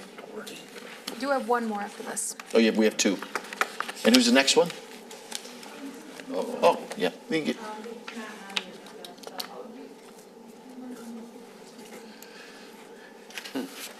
Yes, sir. Let's have a round of applause for, no, I'm kidding. I'm here not to complain. I'm here to support the, whatever you call those things, for the Assumption Project. I'm a neighbor. I'm not the closest neighbor to the Assumption Project, but I'm a neighbor, and they're a great community. They're a great church, and I was excited as heck to buy that house right next to them almost 6 years ago. And I know I don't have to deal with, my view has changed from my backyard, which many of the neighbors have. But I just want to say that I find the Assumption Church a wonderful community impact. My grandchildren are going to their daycare in September. I volunteer there, and I'm not Greek. I'm Greek light because I spend so much time there. And I look at it as they're adding to the city. When I read all the stuff on the residence page and everyone's complaining about everything, here we have, in addition to the city, of both sports for all ages and sports for kids to get trained. And again, I know the view is going to change for people, but I just wanted to speak on behalf of them. I think they're a fabulous community. It's an opportunity for both them and I think the city, and I understand. I'm sure the people behind docks weren't happy about that approval. So you can look at it that way. That's all I got. Okay, thank you. Abby, we only had one, you said, right? The other one, okay, was regarding an agenda item. They'll have their opportunity under audience participation. So with that, we'll move to 5, which is planning case PPC 25007. 5A, request for rezoning from RM1 multiple family low rise to residential facility district at 21800 Murder. I know Liz Cotto's out on vacation, so we have Denise Pike here, Community Development Director. Good evening. Good evening, Mayor and Council. Yes, Liz is taking a couple of much-deserved days off. Assumption Greek Orthodox Church has applied for a rezoning of the property, which is currently zoned RM to RF Residential Facilities District. This district would provide for activities serving residents of the area as well as non-residents. If approved, it would be the only residential facilities district zoning classification in the city of St. Clair Shores currently. Planning Commission has recommended approval. Questions? Mr. Ribello. Thank you, Planning Commission. There's a couple Planning Commission people in here right now, so thanks for all the information. Read through all of this, and I will be making a motion. We read through all of it. There's complaints, there's good times, bad times on here, but overall, to me, everything is fine. Again, thanks for the Planning Commission, couple members here. So I'm going to make a motion to approve the request to rezone a portion of 21800 Marta Road from RM-1, multiple family low rise, to RF Residential Facilities District. Support. Moved by Mr. Ribello, supported by Mr. Karen. Ms. Rusi. Thank you. Just, I guess, two questions. Currently, this is RM1 multiple family low rise, so what could go here currently without any sort of change to the zoning, resident notification, that type of thing? It says apartments, nursing homes, senior living facilities, or condos, correct? Correct. Those could go there without any notification to the community. Okay, and this is for RF. You said we currently don't have any of these in the city. This would be for specific athletic use, but we can't take that into account with rezoning. So what could be the other types of potential uses that could go in an RF residential facilities district once we rezone? So everything in a residential facilities district is a special land use, but what could be proposed could include municipal buildings, parks, and uses, not including storage yards, swimming pool clubs when incorporated as a nonprofit club or organization, off-street, private non-commercial recreational areas, institutional or community recreation centers, which is what's being proposed, golf courses, which may or may not be operated for public. And it looks like colleges, universities, hospitals, those would be special land uses within the district. They could be in this district. Okay. And there is a portion of this property in the city of Grosse Pointe Woods, so after we do the rezoning, they would still, Grosse Pointe Woods would have to do the rezoning, correct? They For their would. portion. Yes. Do they have the same RF residential facilities district, or do they have other types of, something similar, I would assume? To be honest with you, I am not sure about that. I do know that Ms. Cotto talked with Grosse Pointe Woods, and they have agreed that this would be a compatible use Okay, that was my across follow-up boundaries. question, if, yeah. So, Okay, great. but they are required to go through the Grosse Pointe Woods process after, Okay, great, thank you. assuming this is approved. Okay, thank you. All in favor? Aye. All opposed? 7-0, passes. 5B is request for special land use approval for the Community Recreation Center, 21800 Martyr Road. Good evening. Good evening. Thank you very much, Council. My name is James McNeilis. I'm here representing Stuckey Vitale Architects. I'd also like to recognize that owners and members of the church are present here this evening. So to support the special land use, we are requesting a community facility, a sports facility for 8 pickleball courts, as well as a training, a training field for, again, people of all ages, people who participate in the Assumption Church recreational programs, and also people in the community. And I'm happy to answer any questions. So, Denise, so all of the rezoning that we just did, the RF, it needs a special, it needs the, It does need a special land use approval. The ordinance acknowledges that uses of this particular nature may have special conditions that need be placed on it. So everything in an RF is a special land use. okay. Mr. Karen? Thank you.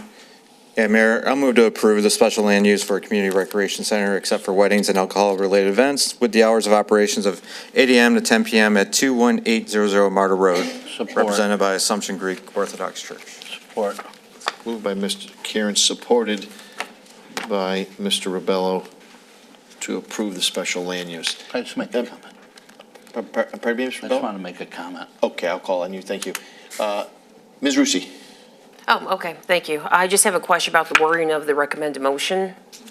So it says it was moved by council member so-and-so, second by council member so-and-so to approve the special land use for a community recreation center except for weddings, alcohol-related events with the hours of operation 8 a.m. to 10 p.m. So reading this, so this is approving it for a community recreation center except for weddings, alcohol-related events. Yes, the planning commission's recommendation was to limit this to an actual sports facility Okay, so you complex. can't host weddings or alcohol-related events? Right. Okay, because right now how it reads without the punctuation is except for weddings, alcohol-related events with the hours of operation from 8 a.m. to 10 p.m. So it kind of seems like with the hours of 8 a.m. to 10 p.m. go to the weddings, alcohol-related events. So I would recommend, recreation center, except for weddings, alcohol-related events, or not to host weddings or alcohol-related events, with the hours of operation from 8 a.m. to 10 p.m., because that goes for the community recreation center, not modifying the weddings, alcohol-related events. Right now, it's read where there's like 3 different interpretations, are very confusing without the addition of the punctuation. Thank you for the clarification. It was intended to not host weddings or any alcohol-related events in this facility. Yeah, I would put the clause then, I would put the clause, except for weddings, alcohol-related events, it's separated out by commas after the word center and then after the word events. Okay. So the maker of motion, which is Mr. Agree to the amendment. Mr. Rebello. Thank you. Mr. Vitale. One question on this. I know that part of this has to go through the city of Grosse Pointe Woods. Yes. And I'm looking at the diagram there, and it clearly shows how that the building has been pushed. Part of that, in reading the planning commission notes, was to provide a 50-foot buffer for the St. Clair Shores residents. If for some reason Grosse Pointe Woods doesn't approve this project, what then becomes the plan? Is there a possibility that it ends up getting pushed up the 50 feet and we lose the buffer? So at this time, we made the plan as favorable as we could to the St. Clair Shores ordinance and as compliant with the necessary setbacks. So at this point, if it were to go back to the city of Grosse Pointe Woods and they had concerns to modify the plan, we would discuss with the owners, and then we may either come back to this body or whatever planning feels is most appropriate in the city of St. Clair Shores. So you'd be back in front of us if for some reason Grosse Pointe Woods and you had to take out of that buffer zone or something? It would be a discussion with planning. At this time, we are prepared to honor the plan that is shown to this body tonight. Okay, thank you. Mr. Rebello. Yes. All right, if I could add one point of clarification. They have moved the building 80 feet from the north. It's 80 feet from the north property line. They still are required to get a variance for the south property line because it doesn't, even though it's in Grosse Pointe Woods, it doesn't meet our setback requirements. But what is there is the Milk River and then the Milk River drain board property. So that's what they would be adjacent to. They have one variance they would need to get.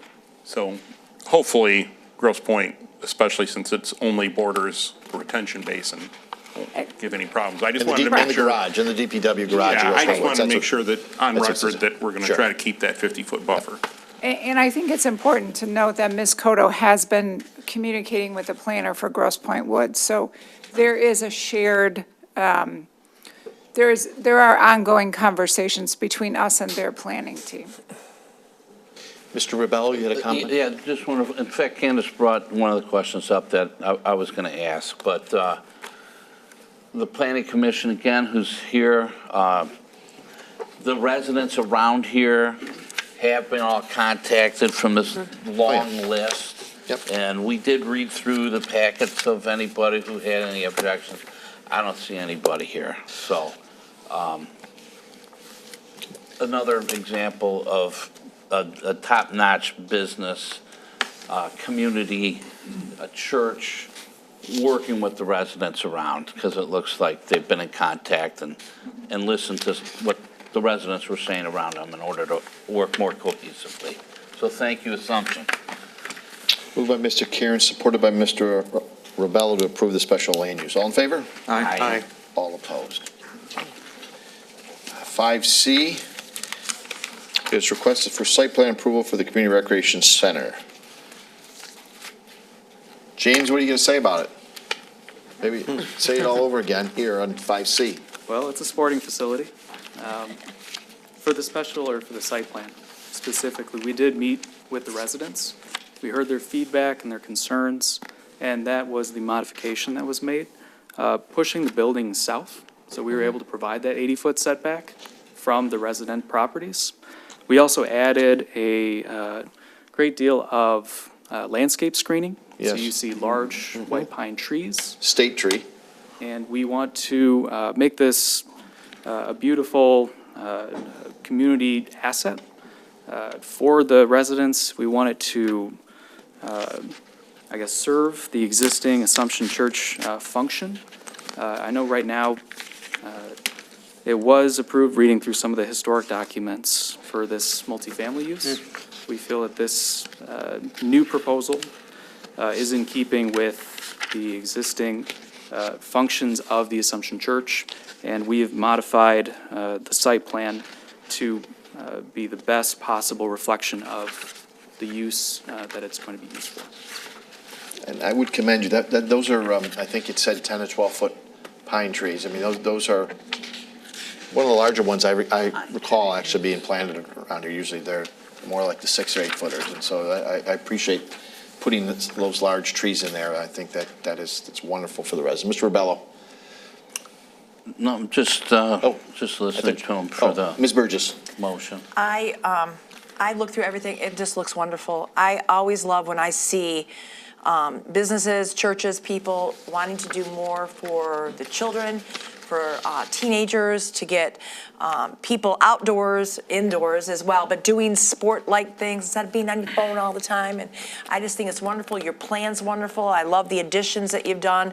I like that you listened to the residents, even though there were some that said, it's going to change our neighborhood or the noise or whatever. I think people think that at first, but they're going to see that this is going to be a great addition. The church is already wonderful. That does so many wonderful things for our community, and I'm really looking forward to this. Mr. Vitale. Yeah, now that we're at the final item that relates to this is basically where I'm going to say that, Assumption Greek Church is such a great part of the community. Definitely serves its parishioners well.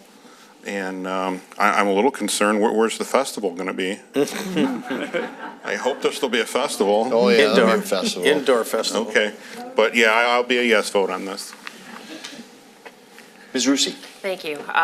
So just to reiterate, there will be the screening on the north side, especially like Commissioner, I live in the area. I live on North Rosedale Court, so I'm very familiar with the church, with the area. I'm actually another non-Greek volunteer. I serve the lamb at the Greek Fest the past couple of years. So they have been a very good neighbor and a very good support for the community. But so there will be the screening, though, because like Commissioner Heisen had mentioned, the wall is supposed to be 6 feet, but thanks to some of the parking lot work, the wall is no longer really 6 feet over there, so there will be a lot of screening, and they will get, like was mentioned, the taller trees to really provide that additional level of buffer between the building, in addition to the setback, correct? That is correct. Okay, and I know at the Planning Commission, it was the motion that passed was the north setback will be at least 50 feet. Our motion says north setback will be 80 feet. So that was work that occurred after the Planning Commission before it came to us to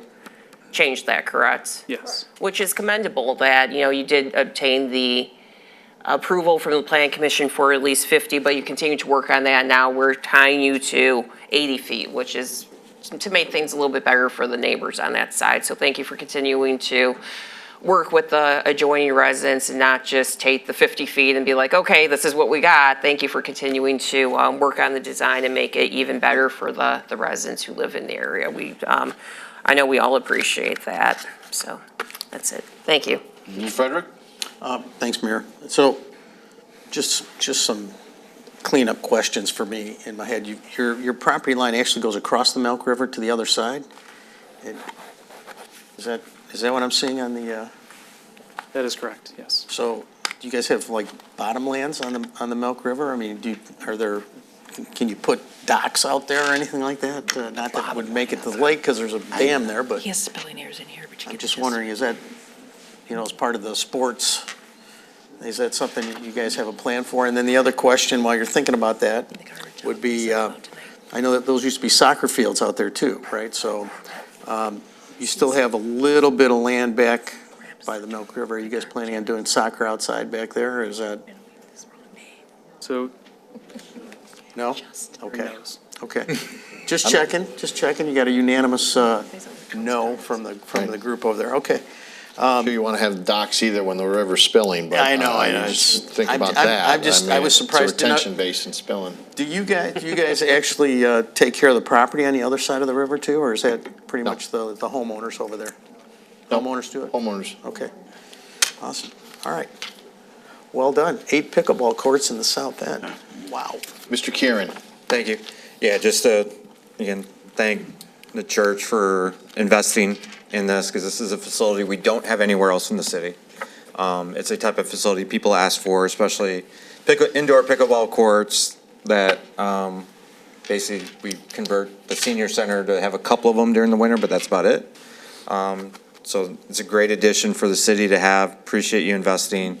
Appreciate meeting with the residents, working out this distance. I walked the property the other day and could definitely see the residents' concern, because, for whatever reason, that wall is only 4 foot, not 6. That is everywhere else, and it's very easy for them to see over and for you to see over their side of it. So I think adding the trees is great to provide that screening. Appreciate you doing that. So I think this is a great project. Greatly appreciate you investing and bringing this forward. Mr. Rubello. With all that, you guys have been great for the community, always have been. Great working with the people. You guys do nothing but a top-notch job, always have. Again, Planning Commission recommended looking through all this stuff. So I am, I guess, lucky to make the motion to approve the site plan for your sports facility complex at 2100 Martyr Road, represented by the Assumption Greek Orthodox Church, with the following conditions. 10 to 12 foot tall white pines are to be planted in a staggered pattern on the north side of the building. The north setback will be 80 feet. A 37-foot variance for the south setback shall be obtained from the ZBA and any screen mechanical equipment. Support. Moved by Mr. Rubello, supported by Mr. Karen. All in favor? Aye. All opposed, 7-0. James, tell us the time frame. Much. I guess I'll speak with our group. And Do you have any idea? Do you have any idea on the time frame? No. 1 year? Did the man said 1 year? Roughly. Okay, great. Joan, I'm going to try to be at your open of the festival, the 15th on Friday. I don't always make it, so. All righty, so I think that's it, the 15th this year. Yep. At noon. Noon on the 15th. need We'll a take my flyer? lunch over at the Assumption Greek Church. Okay, thank you, James. Thank you very We much. appreciate it. Thanks, everybody.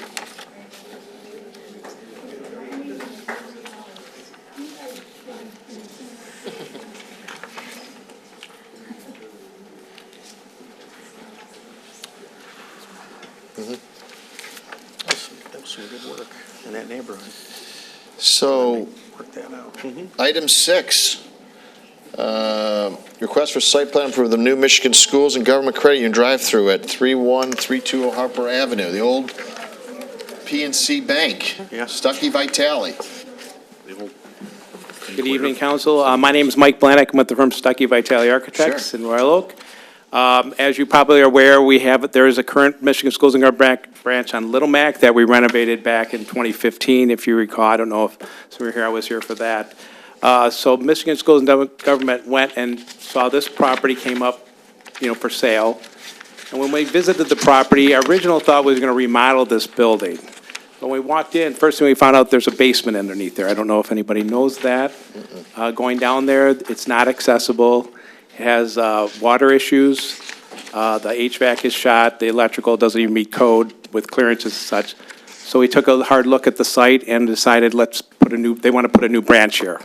So our plan is to tear down that 1960s vintage building and basically put a new, branch. It's similar to the facade that you see on Little Mac, but it is a little bit different because we have like clear story windows in there. It's a lot nicer, open environment for the branch. It will be a slab on grade, no basement. So our plan is to, come in, take that building down and put a new branch in here. So I'm here to answer questions. We do need some variances because I understand this is an overlay district. So there's some things that we have to go to the ZBA for. The lighting, we're happy to match the lighting design that, the nautical design, that's not a problem. We are trying to maintain, there's cross-access, if you notice that strip there, all those buildings along there kind of have a cross-access outside of Harper's, so we want to maintain that for, ease of the patrons to get back and forth to the different properties there, so that is why we need a variance for that. Parking, Typically, the branch, we typically get up to 22 staff members, team members there, so we need that little extra parking. And then on the facade, I know we have a large expanse of glass on Harper, and if we were to take that angled piece, where we have the entrance in that, gets us a little closer to the numbers, but then beyond that, that large expanse, that's where the safe and all that goes, so we really don't want to put windows on that side there. So, our goal is to go ahead with the variances at CBA. We're actually scheduled to be on that meeting next month. So I'm here to answer any questions from the council. Ms. Rusi? Thank you. No questions, just a comment. Thanks for taking on this property. It's been in disrepair for a while. That's on my county, Macomb County Adopter Road. So I have tweezed a lot of trash out of the grounds and seen a lot of the weeds, et cetera, et cetera. So it will be really nice. That building would be a big improvement. And between the work that was done, next door at the auto parts and the golf, and then across the street a little over the strip mall that used to be Roses and now has the Savvy Sliders, the Bucharest. That whole area is shaping up nicely with lots of nice investments and improvements. So thanks for being a part of it. Mr. Karen? Thank you. Yeah, in terms of the variances on here, like you explained, the glass, which makes sense. You don't want to bank with a lot of glass. Just doesn't make sense. But pretty much, I think every other variance on here is pretty much because that part of Harper, everybody has parking in the front.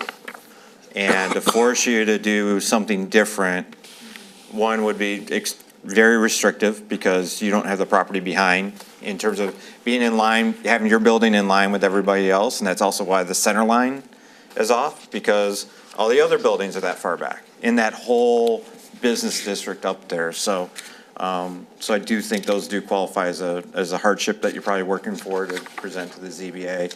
And I would echo the comments of my colleagues. Thank you for taking over this property. I'm glad to hear it'll be a new build in that, because I could see in just your dimensions, okay, maybe you were gonna, renovate instead, but I understand why it makes sense to do new build there as well. But I don't know how long that's been vacant, probably 15 years or something? No, No, more something like like that? 5. Yeah, it hasn't been that long. Yeah, I think Okay. Maybe since the other bank was It's just there. deteriorated P&C. quickly. It was P&C. So, No, no, but before Pandemic basically and closed it. also to recognize No, before that PNC the was property a on Little Mac was a beautification awardee Different banks before. a few years back as well. And that, so you do have when you last did the renovation and that, so you do have a record in front of this body of producing beautiful properties for the city, so greatly appreciate that as well. Yeah, So just thank let you. me, Matt Dishman, he's the facilities manager for MSGCU. He's here as well tonight, so, thank you. Mr. Rubello? South Lake guy, right? yeah. Matt Dishman. Retired, right, Matt? Yeah. Looks like he's not got doing a another good job, though. of being retired, though. Look at him, he's out here at 8:45.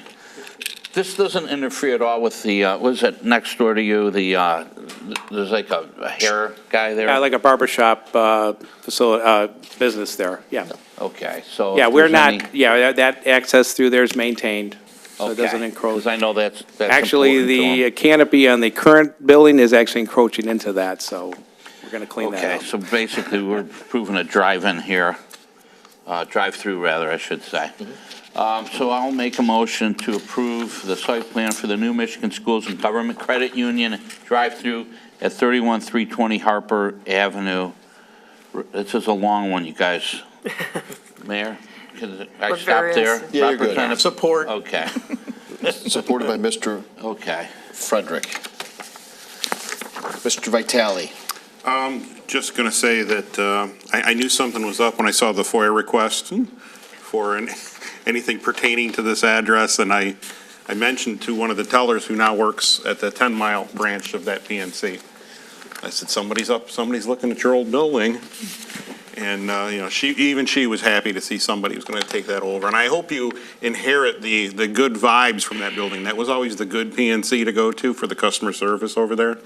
So I hope you'll. Well, the Little Mac is their best branch, their most popular, most Okay. active branch. So That's this great to gives hear. more options Yeah. for the community to have a second branch Sure. nearby. So, yeah, hopefully that good spirit will stay with the property and everything like that. It's a good-looking building, so I wish you tons of success over there. I will move by Mr. Rubel, supported by Mr. Frederick, to approve the Michigan Schools Government Credit Union drive-through at 31320 Harper. I think I should need to read this. Engineering plans including paving, drainage are required as part of the building permit. Nautical theme lights are required. A variance from ZBA will be required to allow a first-story building facade with less than 33% glass. Variance to allow parking lot in front of the building with the Harper overlay zone is required. A variance to allow building farther than 82 feet from the center line of Harper Avenue and less than 75% of a building facade to be located at the building line is required from the ZBA. The parcel shall be combined into a single part on one ownership prior to the issuance of the building permit. All in favor? Aye. All opposed. I think you needed to read it, Mr. That Bell. was some good reading, I Ken. corrected myself after I told you no, sorry. Can I just make one thing? 7-0. Yes, Mr. Rubello. That's sort of to me, a historic building there. I think that was a sister building to the one that's down around Trombley. It is absolutely a sister building to that, as you, yes. Is it? Okay. Totally. God, I couldn't get them. Okay, that is correct. So take some pictures before you.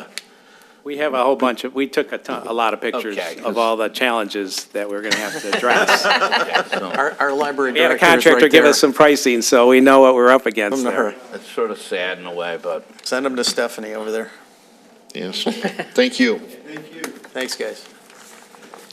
Item 7 is a request to approve the delegates for the Michigan Municipal League Annual Meeting of September 19th and 17th through the 19th. Currently, the council member Rebel is the current voting delegate, and council member Frederick is the alternate at the MML annual meeting. Is there anyone who would like to do it, or would we are interested? Is Mr. Rebel and Mr. Frederick interested in still being the current voting delegate and Mr. Frederick being the alternate? Sure. I have fun with it. I think Okay, it's. so we'll Sounds need a fun motion to with it. approve I don't that if know there's no why. one else. So moved. Moved by Support. Mr. Kieran, supported by Ms. Rusi to maintain the voting delegate to be Council Member Mayor Pro Tem Robello and Councilman Frederick to be the alternate for the Michigan Municipal League Annual Meeting. All in favor? Aye. All opposed? Yep, thank you guys for taking that on again. Number 8 is a request to approve the ballot proposal request to approve a tentative agreement with the St. Clair Shores Police Command Officers Association, Michigan Association of Police MAP for a new collective bargaining. As we all know, we recently approved the POA, and usually the COA or command follows. So here we did have this under a closed session for you to explain to the body, as it usually is, and then we bring it back to the a regular meeting to discuss and then approve or deny. But Matt, you got any comments on this to overview, please? It's well said, sir. Exactly what my intro was going to be. You'll notice in the packet, the actuarial analysis for the multiplier change was included as well. It's the same one you saw previously with the POA, but it will affect one member of this bargaining unit as well. And so we included it for your reference too. But it is no changes, neither the TA nor the actuarial analysis from previously viewed and previously discussed items. Questions? Ms. Rusi? Thank you. Just want to thank administration for negotiating this. I thank to the people from the Command Officers Association for coming to the table, working with you guys and reaching an agreement that's agreeable to both bargaining parties. So, thank you. I will move to approve. Support. Moved by Ms. Rusi, supported by Mr. Rubello. Yes. Mr. Kieran? Thank you. And Matt, just so that it's clear, because at our study session, because I realize the document we have was signed by both parties, and that's why it's presented here in the packet, but there were a couple of items to where the article references were from the actually patrol contract, not from command, so that will get corrected, right? Yes, sir. And the one, section 24.8, cleaning allowance remain 800, that's actually increases 800. The current one is at 600, correct? Correct. So that's a reference to, as we were going back and forth. Right, that there's some, Making proposals, right. so it But remains the from a current previous one was proposal. 600, it's going up to 800, so it's actually an increase. Plus that, yes, sir. Okay, thank you. All in favor? Aye. All opposed. 7-0 passes. Thank you.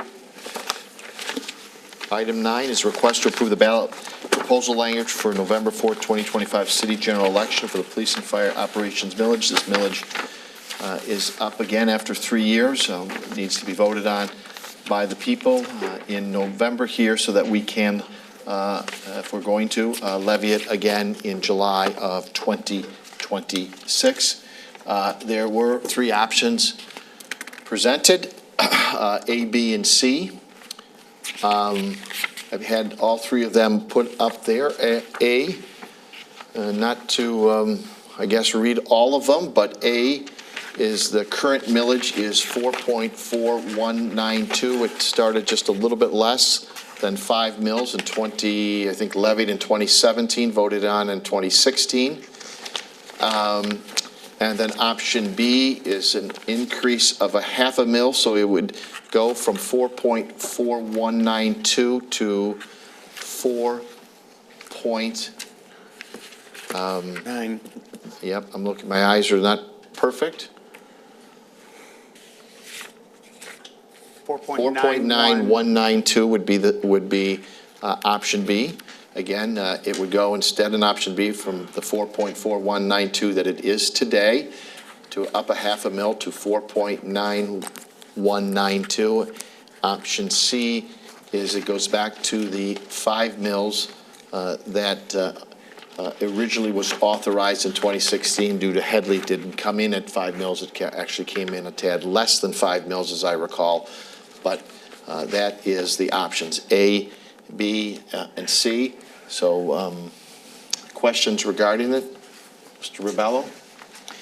No, I touched on some of this stuff at the study session that we last had. And I think the only question is some of the, like the blue, that was a decision made by our city attorney, Bob Berry, because we just have sort of this yellow cover letter. Yeah, he made this as a confidential, but I wanted to make sure that we put it up there. That's why we have it out there now as the A, B, C option that is in front of us. Again, those three options, I mean, we could have made more options, but I guess I worked with them to say, okay, well, let's look at what we currently have and something more or something more. We did talk about this at the study session that I think we actually said more or less like 2, which was the current one, and maybe going back to 5. Okay. And some of the highlights, I'm looking at B. The 4.9 is what I think we were discussing at the study session. Correct? I think we actually talked a little bit about the 5, but we can go either way. Okay. What are the highlights of some of the 4.9? What is the highlight? You mean, what is the increase? Yeah, like, the increase, that type of thing. Certainly, Yeah. because the previous authorization in 2022 that voters approved overwhelmingly actually expired as of the previous levy. So as of this year, July 1, we levied that millage. Under state statute, in order to go up any more than a half a mil, will require 2 different ballot questions. So the B option here is keeping it as one question with authorizing the statutory limit for new mills. And so that's why it comes to you in that form. So that would be the highlight. That's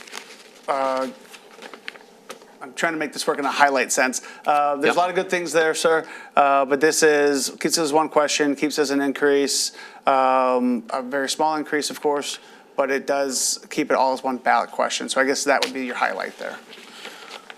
Okay, and the last time was it 9 years ago? A little bit of the history, if you could, on the history of these millage. So the history of the police and fire. The history of the police and fire millage would be 2004. It would be levied in there.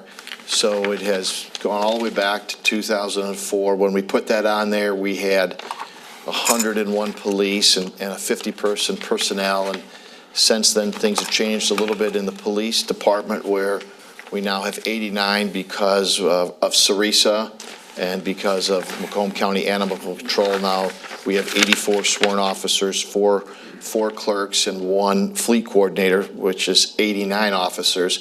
So even though it's not the 101 that we started with, we're really at the same spot because we've just changed a little bit with Sarisa, which was, 10 or 11 individuals, and then we used to have our own animal control, and now we go with Macomb County. So we voted on this about 7 times, Mr. Rebello, over the years. This would be the 8th time that has been up here. You said 7 times. Okay. Seven times it has been levied. 7 times it has passed. This would be the 8th. I think that's a little history and pretty accurate history. It could be a year off or, something, but I believe that's pretty accurate, Mr. Rebello. Okay, because I've thought long and hard about this. These things aren't always easy to do, but. And it started at 2, and then in 2016 it went to 5, and then we sit here. So so far in about 21 years, it has only been raised that one time when in 2016 it was 2 mills, and then it went 2 to 5, I believe. So so that's where we're at. And costs, some of the costs incurred here, I mean, everything seems to have gone up, obviously, in the past 10 years. I think that's a true statement. And you got to think sometimes long and hard about this. And I don't know, I keep coming back to, and I've had some conversations here with some, which I respect their opinion. And it just keeps coming back to me that over the years, this is what the folks want until this is the trend. And this is sort of how this is going right now. And they want their, the utmost, I guess, in police protection and things of that, and fire. They like their safety. And that seems to be the trend of this city. And until I'm told otherwise, until I'm, our messages are different than what I just said, I will make a motion to approve, to adopt a resolution to place a charter amendment for the police and fire operations millage on the November 4th city general election ballot. And the option would be B. So you're recommending the 4.9192? Yeah, it's not quite as much as option C, but it's option B, and I understand the prices of things have gone up, and that's how I feel, just in my heart. Moved by Mr. Rowe. Is there support? Support. Supported by Mr. Frederick. Mr. Karen? Thank you. So, now that we know what we're talking about. 2016, that was a hard decision. Having to go from what it was, I recall if it was even heavily reduced then because taxable values were going down so much as assessed values were going down after the housing recessions back from 2010, and really cities got hit with a lagging effect. We had in 2013, we had serious discussions of do we increase? And at 2013, when we're in the middle of it, we chose not to because we needed to see. People were hurting. We needed to see. People are hurting now from record inflation for 5 years and some that's going to continue for a while. So to me, I was in favor of renewal. I said that at the study session, flat out open about it. And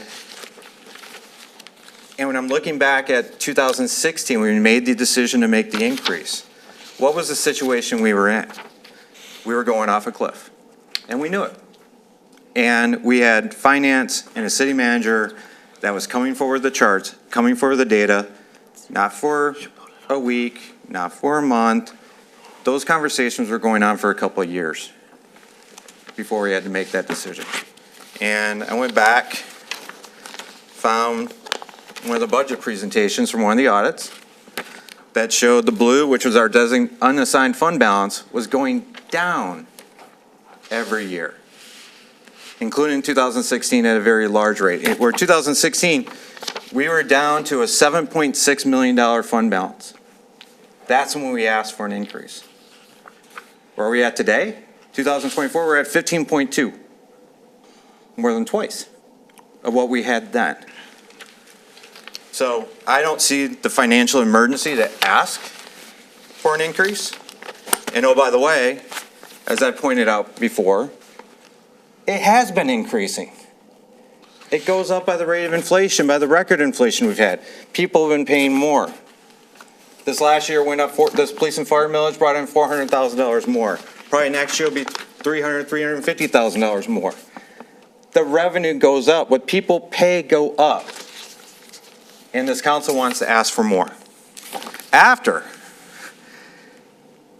we've already increased their water rates by over 5%. We increased the sewer rates by over 5%. We increased the stormwater rates over 5% because the data said we had to set the rates at that because of the expenses we were going to incur. Where does this go to? Extra $1 million? Well, go to personnel. No, we just approved their contracts. We set their wages for 4 years. And we got fires going to be going to arbitration, but I'm pretty sure as part of those discussions, our management team did not share with the representatives from police, representatives from fire, that an increase in the millage rate was going to be considered by this council. I'm pretty sure they were talking about it was going to be a renewal, and this was the revenue that was going to be there. Because to do otherwise would be poor negotiating strategy, that's for sure. But to come here and, why did this only come up June 30th? After we already had 2 of the 3 contracts done. It was finally brought to council for a discussion. I asked the question at the study session, city manager had said, oh, because we weren't going to have an August primary. Well, that was known the 3rd Tuesday of April. We had 4 other council meetings between that. But nope, don't bring it up. We're negotiating. Well, we want to be upfront about it. I'm sorry, but bring forward what the financial emergency is. And I tell you what, I can't even look at the financial statements because the ones that were run here today aren't complete. And I had other emails with Mr. Walters about it because the June financial statements are supposed to be year end. We didn't do the year end transfers. He caught it, he fixed it after the reports are made and then after the reports are submitted. We don't even have that data in front of us. Who's dictating what the financial emergency is? Because we got a balanced budget. We approved that at the last meeting. We've got a healthy fund balance, even with huge expenses that we've had to take on, namely the pool. Where's the financial emergency? Where's the cliff we're heading to? Where's the data that supports that? I haven't seen it. And I'm sorry, I go through a lot of this data. Haven't seen it. People get the best police, fire services we know of. We're proud of that department, both of them. They do amazing work. But in reality, this increase, it's not going to them. Their contracts are already, 2 out of 3 are done. This money's not going to them. It's just going to go into the pot to get used someplace else. And that's wrong. Ms. Rusi. Thank you. Totally agree with Councilman Karen's points. I have some of my own.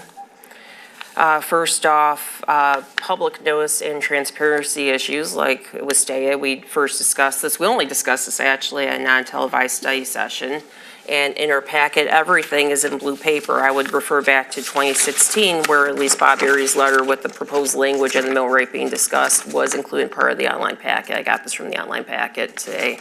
So it's from March 2016. So we did put that out to the public, but now we don't. Even the yellow memo doesn't state the potential option A, option B, even the emailed option C we got later on after the packet. So this was not out to the public for viewing or discussion or anything. The memo doesn't indicate the mill rate being proposed. It's just an overall estimated general budget impact number with nothing about the mill rates being proposed, which is actually, I think, the thrust of this conversation, given we have not 1, not 2, but 3 options. So the options were put out for the public to discuss and give feedback on. So no opportunity for the public to weigh in beforehand or at the 2-minute audience participation opportunity at the beginning of the meeting that we all embrace so greatly, for people to come and talk to us before we make these decisions. They had no clue what we were going to discuss. Now, in terms of the budget impact number, which option does that reflect, by the way? It doesn't state budget impact. We had at least 2 options in this blue paper packet. We had option C emailed to us in terms of the budget impact on the yellow memo. Is that A, B, or is that C? Is that A, B, or C?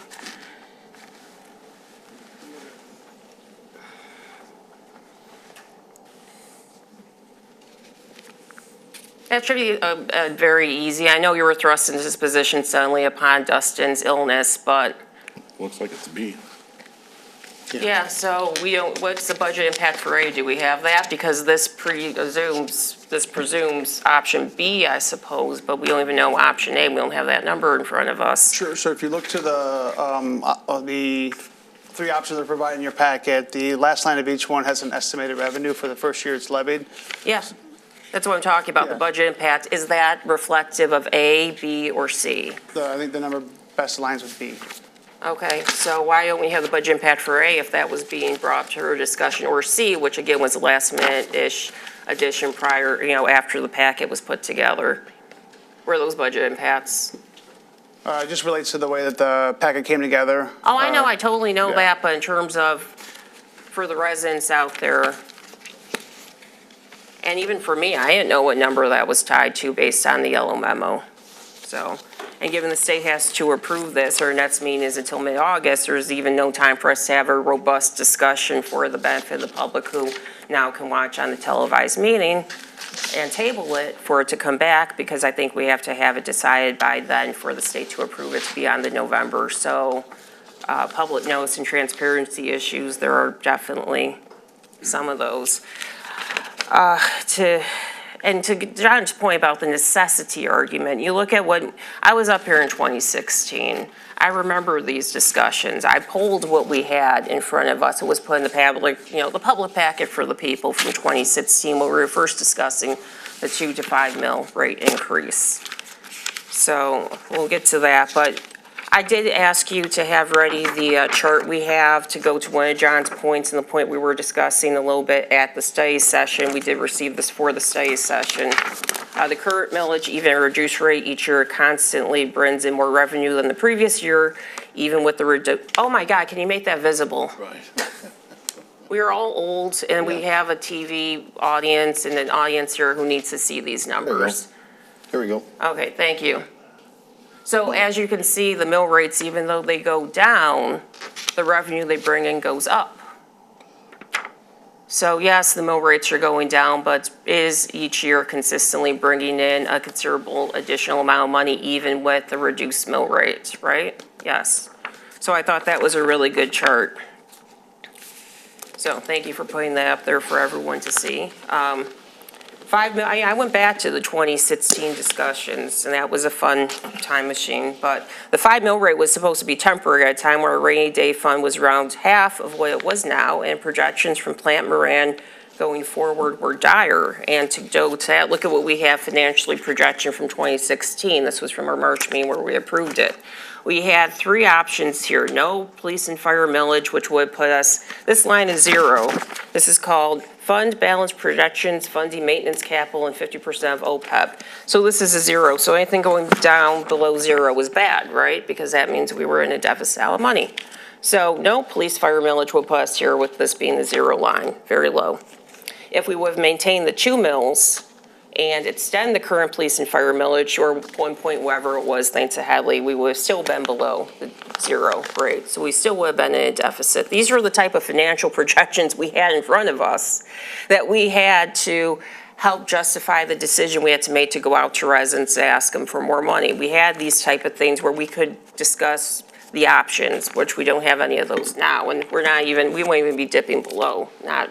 5 mils would put us right up there, and that's 0. So just a little bit to keep us afloat, which is why we decided to go forward with that. At the time, it was actually unanimous. We even had the projected fund balance options spelled out. And again, this was part of the public packet in 2016 for the different options and how much revenue that would bring in, et cetera, et cetera. We don't have that stuff here, nor do we have the type of circumstances, this cliff, as John called it, behind this decision. So anyway, we looked at that and we said 3 years because we wanted to consider our needs and balancing that with the ask we make every 3 years. Every 3 years, we look and say, what do we need, what do we need, what do we need? It wasn't supposed to be forever. And even looking to the minutes, again, I went back in the time, in the time machine, looking to the minutes of the March 7, 2016 council meeting where we unanimously, we didn't have any arguments, we all saw this. 7-0, it passes. Voted for the first time to place 5 mills on the ballot. Quote, Ms. Rusi said she would be in favor of 3 years as we had traditionally done 3 years. Then we can reassess our needs afterwards. I don't see any reassessing of anything afterwards, so I'm actually still being consistent from like 9 years ago. Like John said, we already negotiated, agreed to 4-year police contracts with both patrol and command. We just did that last agenda item, taking into account current revenue projections. How will having this ballot proposal out there for more impact our ability to bring the outstanding fire contract to a satisfactory close for all parties, as well in a way that's fair to all bargaining units, including the police who have come to the table and have agreed and have had contracts passed by us with the current funding in mind and in place? So going back to even the discussion, I don't even know how many people were where we were having this discussion because it never came to a vote. It never came to an actual discussion. But we have been kicking around a ballot initiative to ask for a modest 0.3% increase to the library millage, which is a statutory millage under the state law, to bring it back up to 1 mill. That never even received a formalized discussion. No agenda item, no seeking public input, and certainly no vote. The very prospect of it was killed behind the scenes.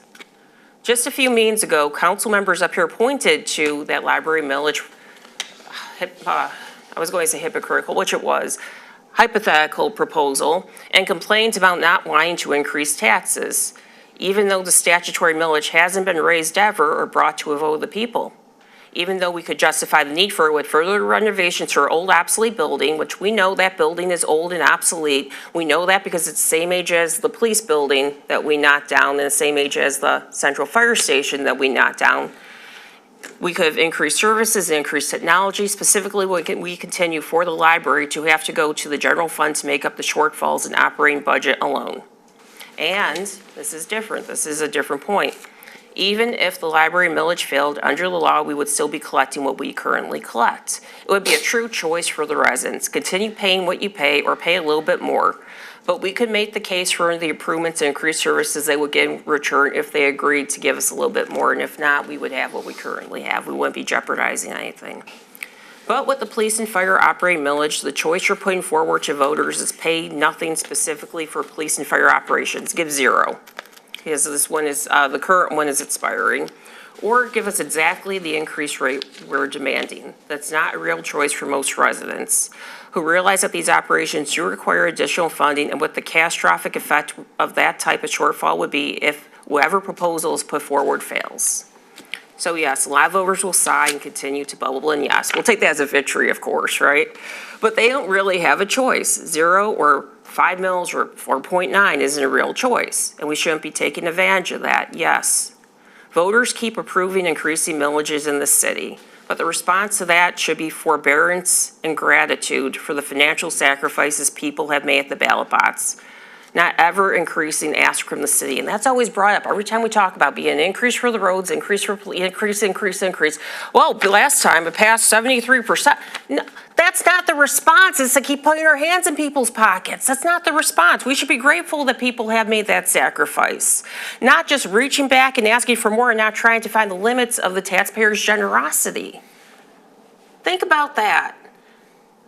I made this stupid comparison, and it's stupid when we make it because it feels the same way. It's like I take my nephew out, I buy him ice cream, and he's happy with the ice cream. Then I take him here, and I buy him here, and I take him here, and I keep giving and giving and giving. Then finally, he starts throwing a fit because I didn't buy him, a toy he wants at the store. And I'm like, Anyone who has a 4.5 he's 4.5. He's really cute, but he's 4.5. Anyone who has a kid in their life knows. It gets to a point where you think, oh my God, I just gave and gave and gave and gave, and your response is gratitude. It's just asking for more. When is it going to stop? And that's every time we point to, oh, the voters always overwhelmingly passes. Yes, because we're not giving them a real choice. The choice is 0 or at 4.95. And then we turn around and just keep saying, okay, well, they passed this. Let's ask for more. They'll give us that. They'll give us that. There is no end to it. So I hope to God at some point the voters put their foot down and tell us, or any other taxing authority that have the same type of mentality, no.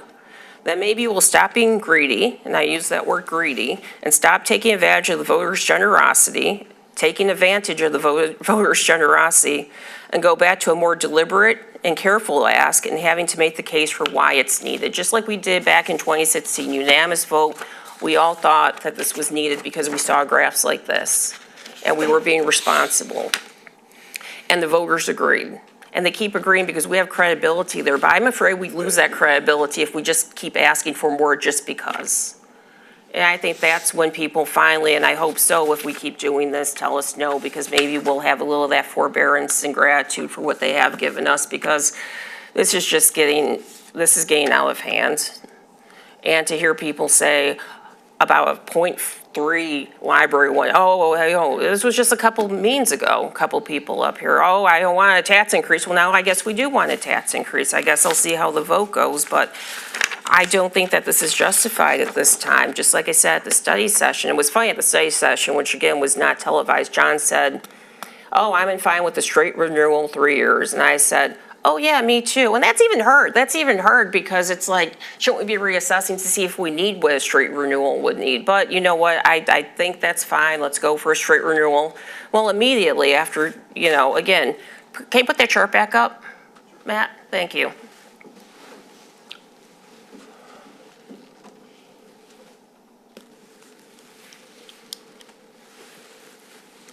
And make it big again, please. Thank you. So, and even after seeing that we're getting more money even with a smaller mill rate than we have, and we haven't gone back to a 5, we're still doing pretty good, right? Still see the revenue percentage increase, which is still pretty good, right? Now finally then it was stated, oh no, let's go out for 5.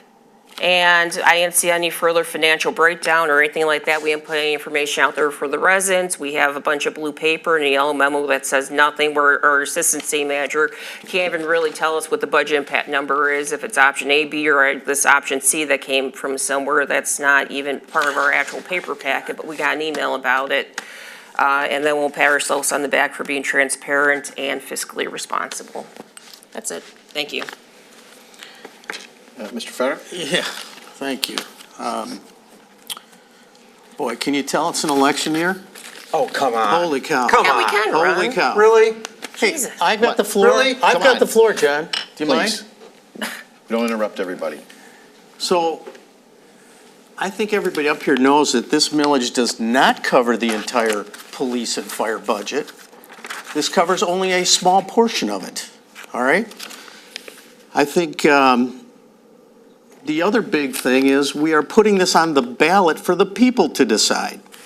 Now, you can say it's an all or nothing, but the people of St. Clair Shores want a strong police and fire. And for us to say, we're not gonna just make you pay, you tell us. You tell us. So if you guys want to go out in your campaigns and say, I'm not for the police and fire millage, do it. Do it. I guess I'm a little taken back too that, as we come up here for this particular millage, there's been a lot of voting no on the new police building, the new fire building, things that were absolutely necessary, things that we got a once-in-a-lifetime ARPA funding opportunity to do that, and we took that opportunity. Several people, probably the same people that were just discussing this, voted no. So I guess I don't understand why I hear everybody saying up here, oh, I'm for police and fire. I'm for all of that. But then when it comes right down to where the rubber meets the road, you're not. You're not. And you know what? You know, John, you had a nice little chart there, except for what you didn't point out is that a few years prior to that, you just kind of glazed over that. A few years prior to that, we had all of our workers, including us, including budget cuts, everybody had to take a haircut, right? And then that doesn't come back like the next year that all of a sudden everything is held up by a certain percentage every year.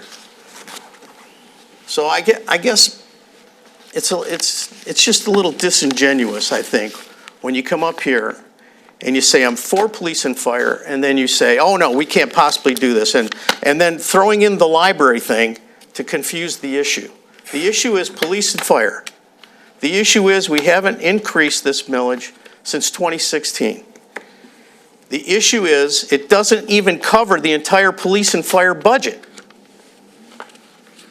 The issue is we have a new police and a new fire station coming online, and we want to attract the best people here. And this is how you do it. This is how you do it. I'm just shocked that we've got some people up here that say, oh, I'm for police and fire, but then anytime, you guys voted against the moving company that was moving the police over to St. Lucy's. That's how far deep you guys are against police and fire. I'm just shocked. And I would call for the question.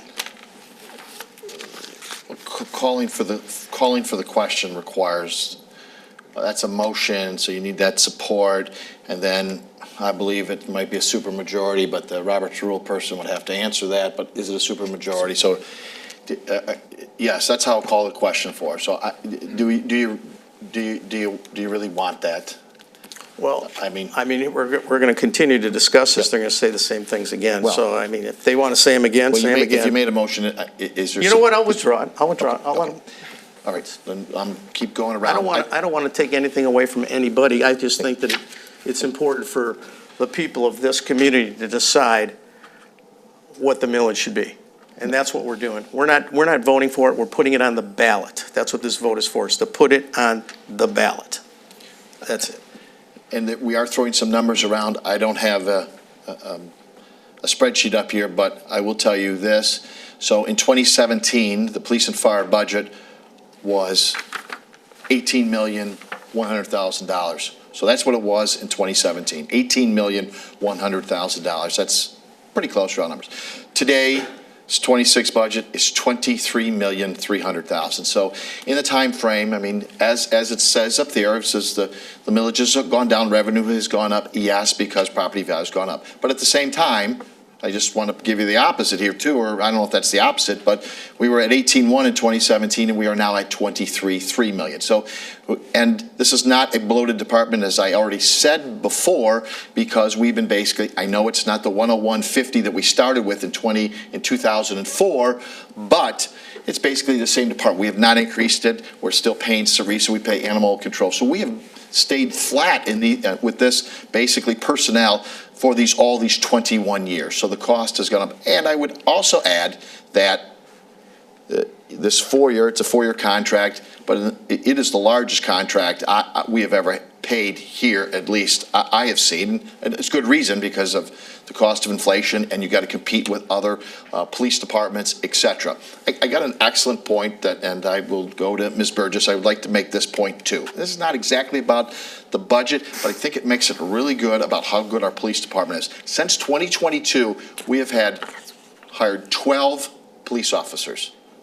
11 of them have come from other communities.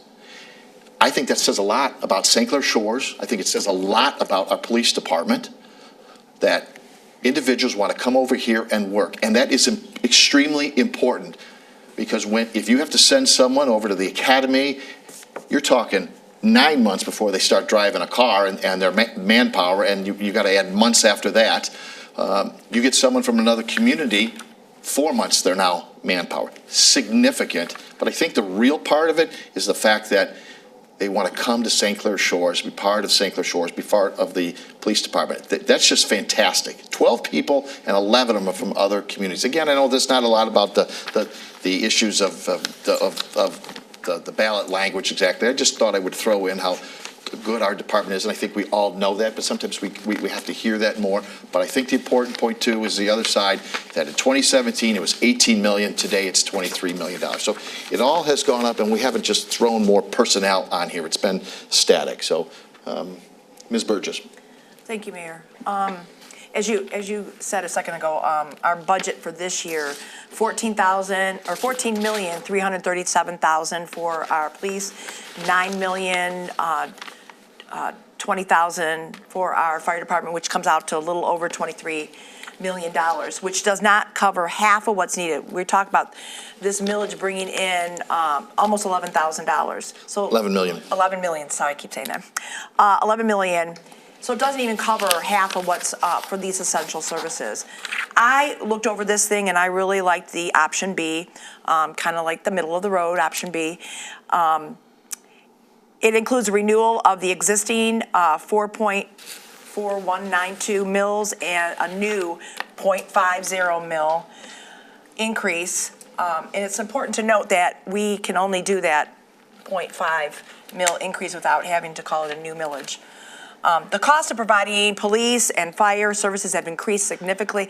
I've been over to the fire station probably 3-4 times in this last year and a half or so, talking with them. And you know, we have an amazing police and fire, just like you said, and everything costs money. Equipment costs money. We always need new equipment. Inflation across all operational expenses has gone up. It's a modest increase to maintain the quality of service that we have here. We just had a couple of weeks ago a guy come up here and tell how the fire department saved his life. I mean, we have exceptional service here, and our residents have voted for this exceptional service, and I would not ever want to see anything. Now, one of the other committees that I'm on are the ordinance committee, and we're talking about, you know, the ordinances and having to have inspections and like this money could be used to hire another staff person. It could increase staffing for police and fire. It could have additional fire inspectors, renovations to our north and south. I mean, that's coming next, right? We have a north and south police station that we've done Band-Aids to as well, and those things need to be considered in the future. Ultimately, though, the state requires that the question is placed in the hands of the voters, and I personally support this option B here, and I believe that it is our responsibility to be fiscally sound for our city. I don't totally believe that just because we're asking, it's the only reason we're getting. I think that if you talk to our residents, we see that with the voting record, that they want a very strong police and fire. And yes, I know that some of our contracts have already come in, not all of them, we're going to arbitration, but it is important that we stay on top of being fiscally sound, and I believe that I urge our council members here to support placing this on the proposal for our residents to be able to vote on this themselves. Just to clarify one item, we are still in negotiation with the fire department. We are not in arbitration this time. So yes, we have settled. That's right. I just want to clarify police and the POA and command, and we look forward to coming to a resolution with our fire department and not going into arbitration. And we are not there yet. We are still negotiating. Right, Chief? Right? Okay. Ms. Rusi. Thank you. People of this community, it's up to the people of this community to decide what the millage should be, said Councilman Frederick. But again, going to the first point, the first several points I made, how? How could they decide this when they had no ability to give us input what the options were being put forward to us because they weren't in the packet? So, and again, yes, I can tell this is an election year based upon the certain rantings of one council member because it's absolutely silly. Me and Councilman Karen flat out said, we spoke first and second at the study session, say we support the 4.419 mil renewal. 4.419 renewal, that's still a lot higher than the 2 it used to be. But that's not enough. All of a sudden now we're getting accusations that we hate police. And yes, I could tell it's an election year. But that's the difference. 4.419 renewal, the same that you've been paying, at least the mill rate, it still brings in more money, as we saw in the graph, versus 5. And to have an issue with .6 is now gaining accusations of being anti-police and fire, et cetera, et cetera, et cetera. And be told, yes, the people of this community should I totally agree. The people of this community should decide what the millage should be. Unfortunately, they weren't afforded the opportunity to express that to us prior to this vote being taken. So maybe next time we'll put the information out there a little bit better in 3 years, but I don't know how the people of this community can decide what the millage should be. No, we put it forward again. The choices are going to be 4.9, which is not middle of the road, by the way, when it's 4.9 versus 5. It's 4.4, 4.95. That's not middle. 4.9 is not the middle to 5, but that's fine. But we're putting out before 4.9 or nothing. That's what it is. That's the people deciding what the millage should be, 0 or 4.9. And yes, we all know it doesn't completely fund it, which is why, to John's point, where's this money going to go? We don't even have a plan for that. It's just going, so his pen's up, but it's just very silly. We are funding the police and fire apart from this. We all know that. I've explained that many times to people, that this doesn't just fund. This isn't the sole source of funding for that. They get a lot of the general fund, regular property tax money too. So we're going to now not take away as much from the general fund, use it for others? I just don't know. We haven't really discussed this, and all of a sudden, where we have been doing, last time we've done renewals, and they have been renewals, because again, now all of a sudden, yes, it is an election year, Ron, because now you're putting forward 4.9 or 5 compared to a straight-up renewal. I wonder what that's about. Pathetic. Second time I used that word today. Okay. Thank you. Mr. Karen. Thank you. Yeah, and just to reinforce another item, the agenda, as it was published a week and a half ago, said we were going to be discussing a renewal.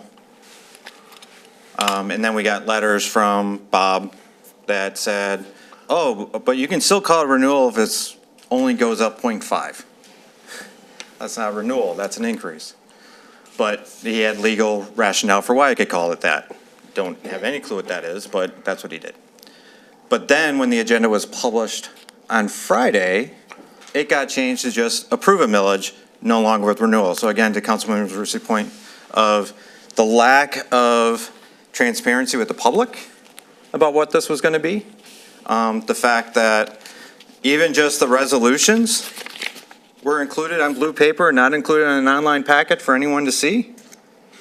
So a bit of a lack of transparency. The electioneering allegation, you hate police and fire allegation. We're very publicly and open of those votes. And why? We wanted to stay within the means of a budget. Why? So we can afford to pay for other things, so that everything weren't being dropped into buildings. And I credit Councilwoman Burgess for laying out several items that it could be spent on. That would have been great if that was at least included in at least the study session back in June, and the administration had brought that forward, of what those options were, what those estimates were, what this could go to. Because again, going to my point, we already approved 2 out of 3 contracts. It doesn't go to their wages. It doesn't go to their benefits. And the millage that has been there, and Mayor, I believe, even prior to the 2 mills, this goes back even earlier than that, right? It was like a 1.5 mil supplemental, I want to say back sometime in the 90s, and it went to 2. No, I don't believe so. No, we had the 2 competing proposals that one year, right? Council voted for 1 proposal, a ballot petition, moved it up to 2. Mm-hmm. And those 2 proposals are on the ballot the same year. So, but again, there was a supplemental. Okay. It was never meant to fund the entire department. It's not like the townships. The townships have to have a millage that fund the entire police department, that fund the entire fire department. That's how they're set up. That's how they don't have the general operating that we do. And I realize, Councilwoman Rusi and I, we lost this vote. It's going to be 5-2. I get it. But the fact that this council did not force administration to do their job, the job we forced them to do back then, is disappointing.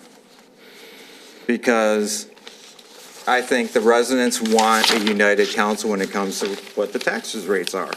And this isn't an option. This is an all or nothing. At least the library vote, if it had ever been discussed, would have been a Headley override. It was, hey, you can move it up to this original amount. If it failed, you still got the current amount. That's not this. There is no choice for the residents. Because just like if you say you're against this, you're going to be accused of being against police and fire. Because it just happens. So you're not giving the residents a choice. You're giving an ultimatum. You're giving them blackmail. That's basically what you're doing. It's been a motion by Mr. Rebello, supported by Mr. Frederick, to adopt the resolution for the purpose of submitting a proposition authorize amendment of the charter of the City of St. Clair Shores and authorizing the levy of up to 4.9192 mills for police and fire operation for 3 years, subject to any non-substantive alterations suggested or required by the Attorney General. Would you agree with that, Mr. Rebello, the maker of the motion?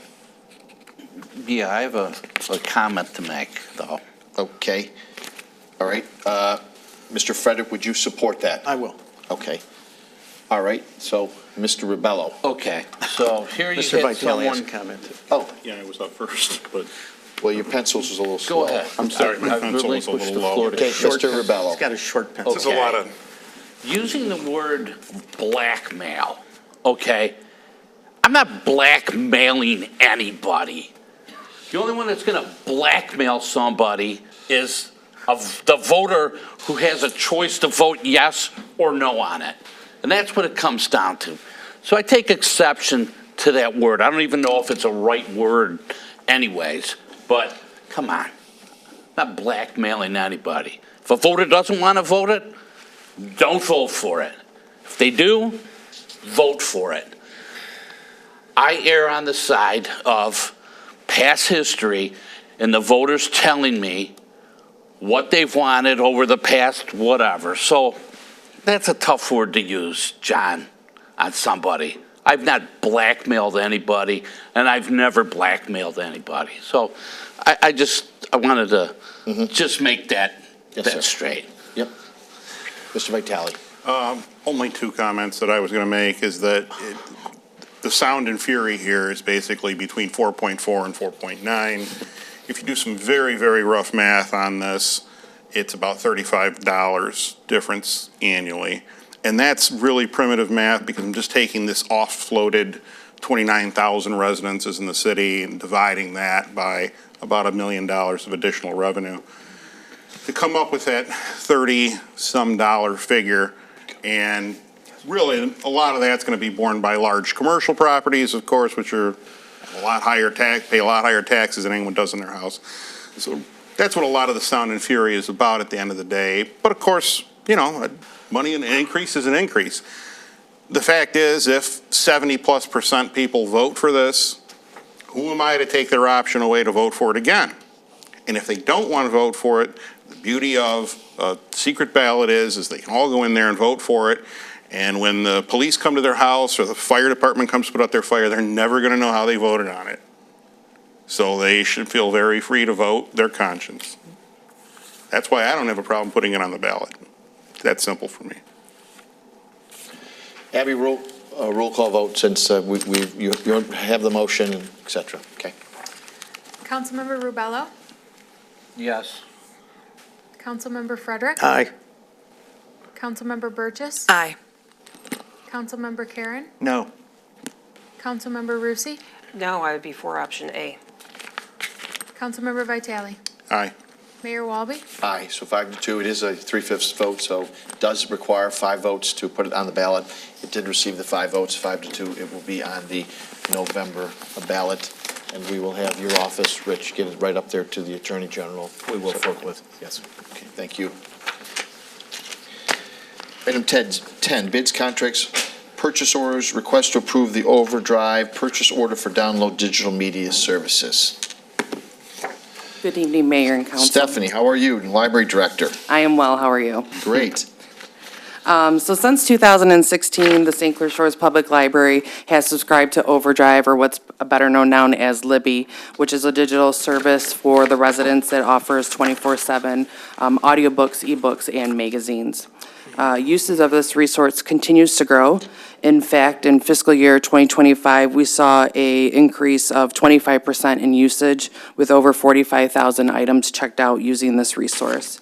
As this continues to grow, and with the renovation and us only being present via curbside, I am requesting that council approve the $30,000 that has been budgeted for the fiscal year 2026.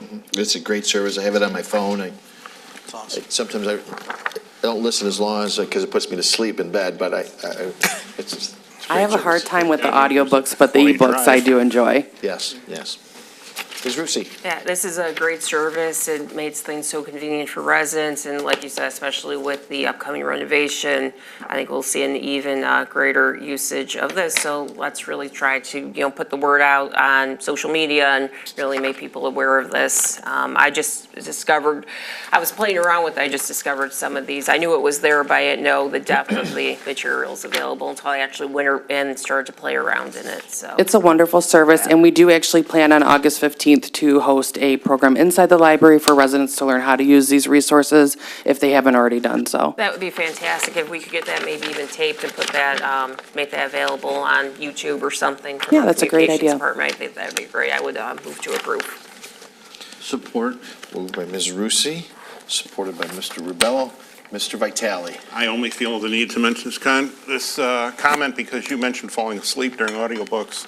And I would just say that audiobooks are such a valuable resource that in the dinosaur ages, when I was an endurance driver out in Phoenix area, if we had a library out there of audiobooks, and if we didn't have a functional radio in the car we were test driving per contract, we didn't have to drive the car because the risk of falling asleep behind the wheel was so great. And I will tell you that if you just listen to the radio, you'll fall asleep. If you get hooked on a good audiobook, sometimes I would drive through my brake because I didn't want to put it down, in a sense, put it down. So it's a valuable resource. And now with the fact that most vehicles do not have CD players, one of the nice things is that this could be put into like a USB or one of your ports in the car, and then you can listen to it just like that. Fantastic. We used it all the way across the country on a cross-country drive for our kids to listen to some World War II history as we went to the Mount Rushmore. Oh, fantastic. Wonderful. So Yeah. Crazy Horse. All in favor? we drove past it. Aye. All opposed? 7-0 passes. Thank you. You are still here, so it's B, request to approve the Suburban Library Cooperative Purchase Order for the automated services. So the St. Clair Shores Public Library has been part of the Suburban Library Cooperative since 1978, and it joined its automated services in 1987. So the current system that we've had has been around for about 3 years when we upgraded with the whole rest of the cooperative. And on the library side, we use it for acquisitions, paying bills, placing holds for patrons on our end, and putting in new library cards or renewing library cards. On the patron side, they use that to view our catalog and place their own holds if they choose to do so, but also obtain materials from other libraries, not just St. Clair Shores. So with this particular cataloging system, St. Clair Shore residents have over access to 2 million items. Questions? Move to approve. Support. Moved by Mr. Karen, supported by Ms. Burgess. Ms. Rusi. Thank you. Another invaluable system. This frees us up from having to have physical copies of every material we can share, they can share, and it works out good not only for us, but for the other members of the cooperative. Yes, and it frees us from having a card catalog, so that's even better. I did have a question, though. So with this reciprocal borrowing, let's say I borrow, this is just totally hypothetical, but let's say I borrowed a book from Shelby Township Library. I was 2 weeks late with it, and I just threw it back. Are the fines the same, or? No, they're not the same. Yeah. Some libraries are fine-free. I know, So- because I went online expecting to pay a fine, and I did not have a fine. And it came from Shelby Township, so I assume it was their fine. I think it was Shelby Library. I think it was their fine schedule, so it was like, oh, okay. I guess that depends on the library. And that might be, I mean, I don't know, but that might be interesting information to have too. Just especially if we do this reciprocal borrowing, how some fines might be higher than ours, some fines might be lower. And if we're subject to the fines of the borrowing library, that way people are on notice if, their library's different too, and they're not expecting a fee, but they get a fee. Yes, and the circulation staff are wonderful in having all of that information, so if there was ever a question, which we do get patrons that come in expecting to pay a fine, and sometimes it's the fact that our system has already automatically renewed their item, so they're thinking they're actually late when they're not. So the automatic renewals have saved patrons from experiencing fines that they thought that they would receive. I've got those notifications too, and not having to go into the system, log into the system, put your passcode in, go click renew just to have it done. That's a fantastic asset and service to the residents. So no, it's a really good system, and I like that you can pay your fines online too, because I was late on another item that did have a fine, and I was able to pay the $2 right on my credit card right from my phone and get it taken care of, and you guys got $2. So. Yes, and that is something that we're looking to reinstate in the library because most patrons don't carry check or cash nowadays. So we've been working with finance on obtaining a system to do so, because when we transferred over to this new Polaris system, that was one of the things that the cooperative decided to stop supporting for the cooperative libraries that used their service. So. Yeah, but I mean, as long as you could do it through the online system with the credit card, I mean, that made it even much more convenient too. I turned my book in, I put it in the Dropbox, and I went home, I paid it right on my phone. Library was closed, but I was not in debt to the city anymore, so it actually worked out pretty well. Well, thank you. Okay, thank you. Mr. Vitale. Stephanie, does any of this also support the library system that allows you to search the newspaper database? Yes. The historic database? Some of it does. It depends. So some of the databases, the cooperative takes care of. Other databases, the state takes care of. So we offer a variety. And then there are databases that we pay, St. Clair Shores pays directly to have. Okay. So it's a mixture. What is the name of that system that allows you to search the historic newspaper record? Do you know the? I don't know right off the top of my head. Are you talking about the archival, like our montage archive with the photos I've used it too? at the Detroit Public Library, but then I found out we have it here in the Shores too, or access to it. And it has like We have quite a few databases. everything from New I York don't remember. Times to Detroit Free Press, and you can search it by keyword. Yeah, it's called Google. No, it's not. No, not Google. You It's don't always not. get your access through God, that. no, it's not Google. You I actually don't see have the exact newspaper name. page. Yeah, Chris, no, okay. I've used it too. I know what you mean. And then Okay. you can also, if we don't have something, the state of Michigan allows you a library card in which you can obtain all online, and then they have additional resources as well. And they do have a lot of the historic papers that, the cooperative or us, we just don't have access to. Okay, thank you. Moved by Mr. Karen, supported by Ms. Burgess. All in favor? Aye. All opposed. Thank you. Have a good evening. You as well. What's left of it. Hey, Chris, I have that at home. I'll 10D give is you the request to name. award the bid for the new Police Department Marine Patrol vessel. Chief Allen and Deputy Chief McAllister. Good evening, Mayor and Council. We're here to talk to you about the bid for the police boat. We did have approval from this body to accept the bid, or I'm sorry, to accept the grant monies, which was a 25% match by the city, which would come out of the drug forfeiture funds. That was approved on December 16th of last year. Bids opened, and we received 4 bids from 4 separate companies. We are recommending to go with the second lowest bidder. All of the bids matched our criteria that we were looking for in the vessel.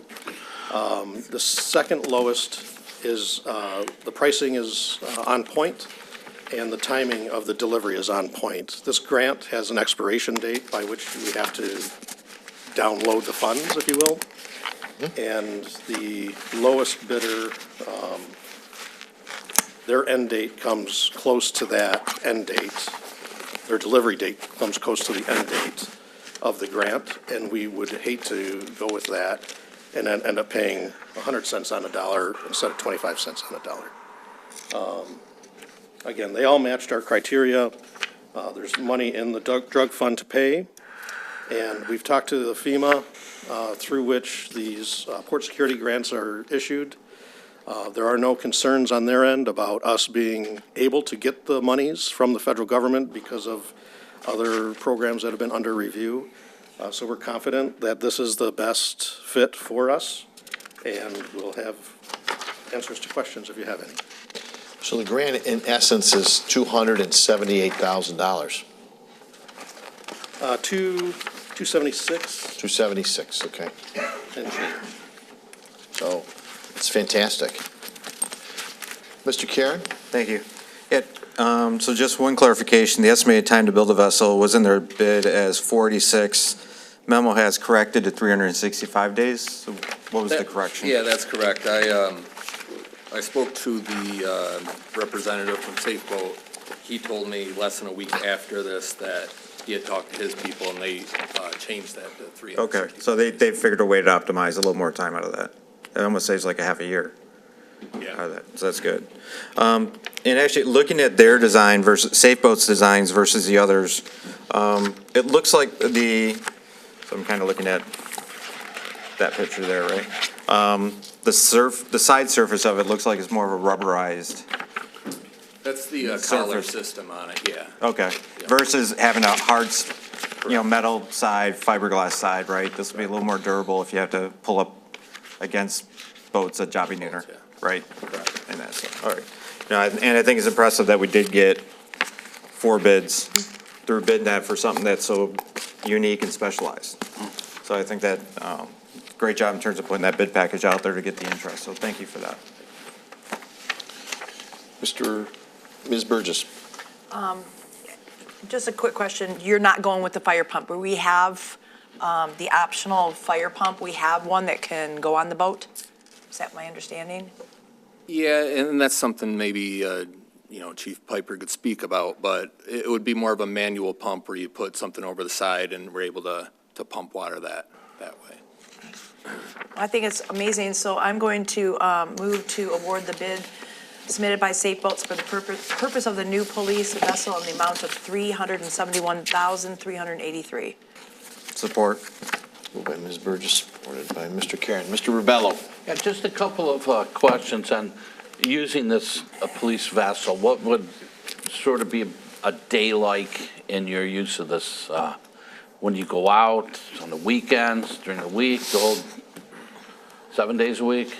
Right now, we use the boat by having officers on overtime. That overtime is paid through a federal grant. So it's not out every day. We change the days up. Sometimes it's noon to 4 on a Saturday. Sometimes it's 4 to 8 on a Friday. We try to supplement the waters when there are more boaters out there. To have the boat out there on a Monday morning perhaps is not the best use of the vessel or overtime funds. So they're usually 4-hour blocks that we have people out there, with the Coast Guard station being limited hours these days. We are trying to get our boat out there more often and, helping boaters in distress. Just like seeing a police car on a street, seeing a police boat on the water helps people kind of remember to take it easy and be careful and safe out there. So that's the goal. Okay, you guys go through the canals and all that type of thing? Yes. Not the home canals, but where the businesses are? Right, all the big marinas, the restaurants, we're being seen. Is this equipped to tow a boat too? Like you could throw a line, somebody could hook a line on? That was one of the options that we wanted included, and that was included in this proposal. Okay. To have a tow package, basically ropes and the setup to do that. Nice. Thanks. Ms. Rusi? Thank you. Thank you for the information in the packet. The RFP is very detailed, which is good. I would assume that it's FEMA compliant, federal bidding out process compliant, everything, because this is going to be funded mostly through a grant, correct? Absolutely. And I would assume I didn't check we have many pages of general specs for the boat to mirror seat. I assume that the Safe Boats proposal mirrors all the general specs. Absolutely, yeah. Okay, great. Thank you. Mr. Vitale? Can you speak a little more to the idea of the fire department using a over-the-side type pump? Because that was one of the reasons that I kind of supported this, knowing that we've lost boats to fires and things like that, haven't been able to fight them. Right.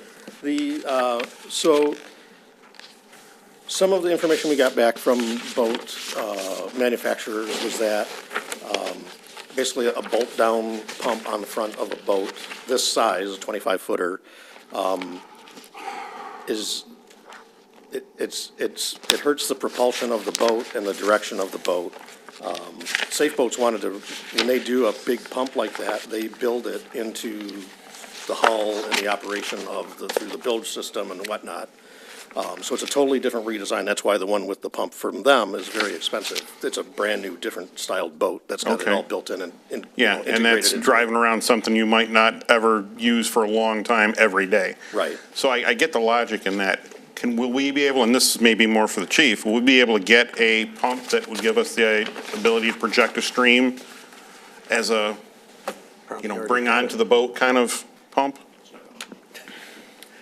Yes, sir. I mean, a little bit fancier, but essentially like those portable trash pumps like DPW can use. I didn't want to call it that, but that's what I was picturing. In the same kind of vein, so everyone knows what they're talking about. But yes, they make some that are quite portable, can use almost the same, pretty much the same size suction as we use when we draft from the fire truck and put out a fair amount of gallons per minute. So, project far enough out that you'll be able to put water on a fire, basically. Yes. Yeah. Okay. Again, it's not ideal, but from talking with Chief Allen, a lot of what within our budget and what the boat manufacturer could do, something that has like a proper fire attack nozzle on it wasn't going to be quite as long as we've kind of got something. Likely as we wanted. Yeah, I don't want to lose the police boat to get a fire pump that we might not use for years, but. Correct. No, and that how same much would kind of that pump. type of pump with that ability, do you know about how much that would cost? I'm Well, in going to guess more than Harbor Freight. 2013, the last time I actually did one, Rosenbauer makes one based off a BMW motorcycle motor, about $40,000. That is really nice, quite robust. I'm sure you could get something not quite as fancy in that same price level still. But yes, you can get some that are designed for not just that DPW use, but actual fire department use with better connectors on it. Cost you a little bit like everything else does in the fire service, but would work in a portable package, not much bigger than the top of this lectern and maybe about yay high, like a big portable generator that might be at your house, about Okay. that size. Then you just hook up the hoses and you can put out a fair amount of water with it. Is that something we would just keep near the fire boat, or the police boat if we needed it? We'd have to or- look at what the logistics on that would be, because it actually could be useful for us, like with the marine vehicle that we currently have for bringing that into the marina fires and that, so. Okay. Yeah, it would Well, be that's even something we'd better have to talk flexibility about. then. Correct, but it's Okay. easily movable around, so depending on if, for instance, when the PD is on patrol in the boat, it could be assigned to the boat then. When it's not, we could have it on a different truck at the fire station, so it's easy to deploy right away with that. All right. There's Thanks for- definitely options that we can do. Thanks for answering all that. Sir? Moved by Ms. Burgess, supported by Mr. Karen, to award to Safe Boats for the purchase of the new police vessel in the amount of $371,383. All in favor? Aye. All opposed? 7-0 passes. Thank you. 10E is request to approve the best asphalt to do paving work for Kite Monroe pickleball courts. Rob Spinazzola, DP Parks and Rec Director. Don't need that title, too. Good evening, Mayor and Council. Here tonight to request your approval for Best Asphalt to receive the contract to lay the asphalt for the new pickleball courts at Kite Monroe. This portion was not formally bid out. However, we do believe we are asking you to make this decision based on inquiries, information provided. Best Asphalt just received the contract to do the work at the Civic Arena parking lot with the low bid.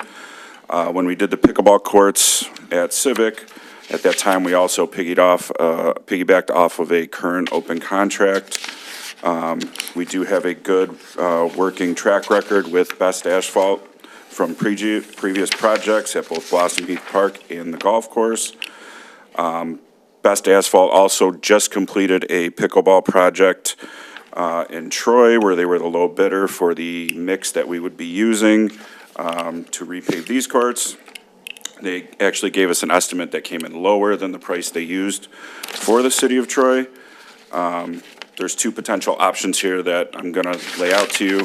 One is to just pave over the existing portion of the Kite Monroe pickleball courts as they stand, so that's basically half of that area. That cost would be $84,450. The other option that we did discuss at one point was to pave the entire area with the tennis court area included. That cost would come out to $157,000. Even if that portion is not approved tonight, I ask that we consider that moving forward. It's in rough condition and just would look like we kind of did half of the project. Every other element of this project is currently on BidNet and being bid out, so that's painting, striping, nets, all the miscellaneous stuff that would go with it. And if approved tonight, they would begin sometime in August. Any questions? Ms. Rusi. Thank you. Well, no questions, just I want to point out the, I guess, the procedural issues, and I guess I'll back up and say, just because I'm going to vote no on this, and I do have procedural issues, I don't want any simple-minded or opportunistic people to misconstrue that as, especially my election year, that I'm against Parks and Rec or this project. I have procedural issues, so just laying that out. Thank you. So I did vote against the piggybacking of the Civic Ice Arena pickleball court just because I thought that should be bid out too. I don't think utilizing just quotes we got. We haven't, I mean, that's the thing. We only have one quote on this, that's from Best Asphalt. We didn't go out to bid. We didn't get quotes from other providers, anything like that. Procedurally, I guess, when we did the piggyback for the pickleball courts by Civic Arena, it was even put out as in our packet it was done as a change order to the Kite Monroe Park parking lot reconstruction contract. It wasn't done as a separate contract. This one, we have the recommendation being, I recommend council to approve Best Asphalt to pave on the existing pickleball side, but it's not put forward as a contract, a separate contract, or a change order to the existing contract we have with them. What would it be? Correct. It's just approving what the quote they've provided. So it's not picking up, you're correct, it's not piggybacking off of the Civic Arena parking lot project as it stands. So this would be a separate contract with them based upon the one quote we have from them and no quotes from other asphalt providers, anything like that? Okay, yeah, I would prefer this would have been bid out, or at least we had other quotes to look at. I'm not questioning their pricing or anything like that. I just think again, totally love pickleball and Parks and Rec, but I just have procedural issues with this particular agenda item. So in line with what I did with the pickleball courts at Civic Arena, I am going to be a no vote on this, but I am in favor of the project as a whole. Thank you. Thank you. Mr. Karen. Thank you. Yeah, I appreciate Councilwoman Rusi for pointing out the procedural issues, but I'm a little stuck on this one because I pushed this myself, right? Because these were from a donation from Shorewood Kiwanis for $102,000, and then we're paying the rest of it. But it was, I wanted to get it done sooner rather than later. I asked for, I was actually pushing for the whole thing to get bidded out and maybe have it this meeting so we could start. For whatever reason, the engineering couldn't get done. I agree, this is probably the next best solution you can come up with. It's the quickest route to get the asphalt moving forward. And I did, and I think I was even the one that pointed it out of when the Best Asphalt recommendation letter came in for the Civic Arena, they had mentioned in there about how they just got done doing pickleball courts for Troy. So it's like, all right, go grab those designs, because AEW already had them, because they had just did it for Troy. So, but at least in this case, it's even, better pricing than what Troy had. So let's talk about the tennis side option. For them to do the tennis court asphalt, does it include taking down all the fencing in order to do it? And they would leave us a flat asphalt surface to figure out what to do next? Correct. We would have to explore whether or not we're going to remove that fencing in-house. They did give us a price on to remove all of the fencing. That did come in around $5,500. there is also the option to So remove. that's not included in the That's not included in 8490 there. or the 157? It's not. Okay. Because we can do the one side without removing a lot of fencing at all. If we're gonna do both sides, we'd have to remove the end fences for sure. But there's the potential to remove all of it if we want to.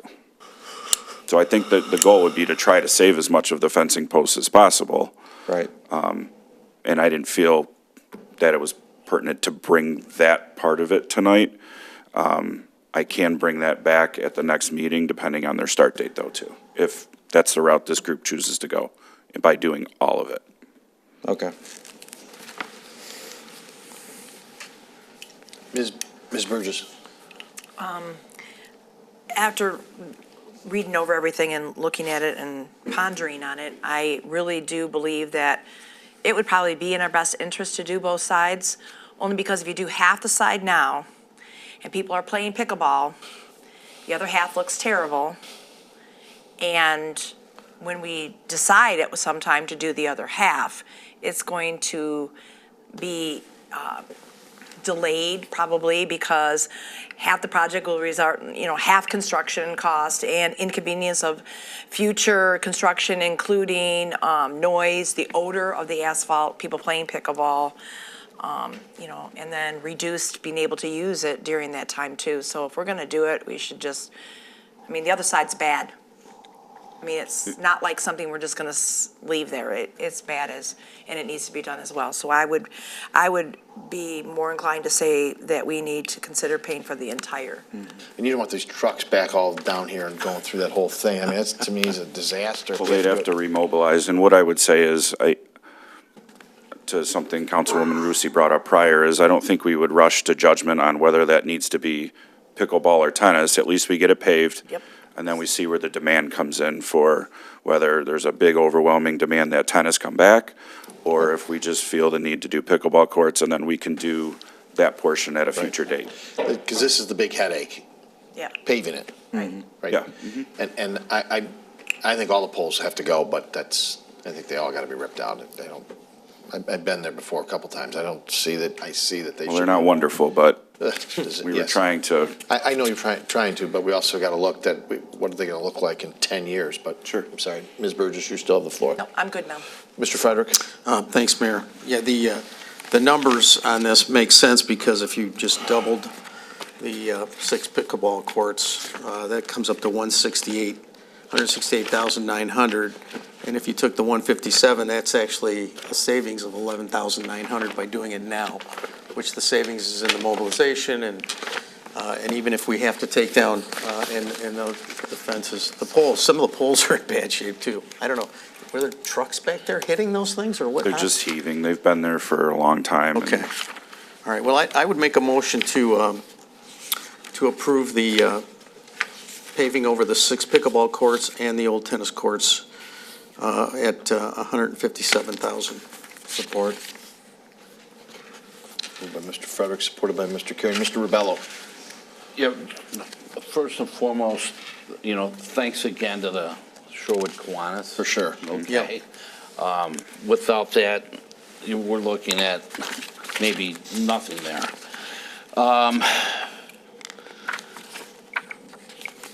The less expensive way is just to do both sides, without a doubt, in your opinion, correct?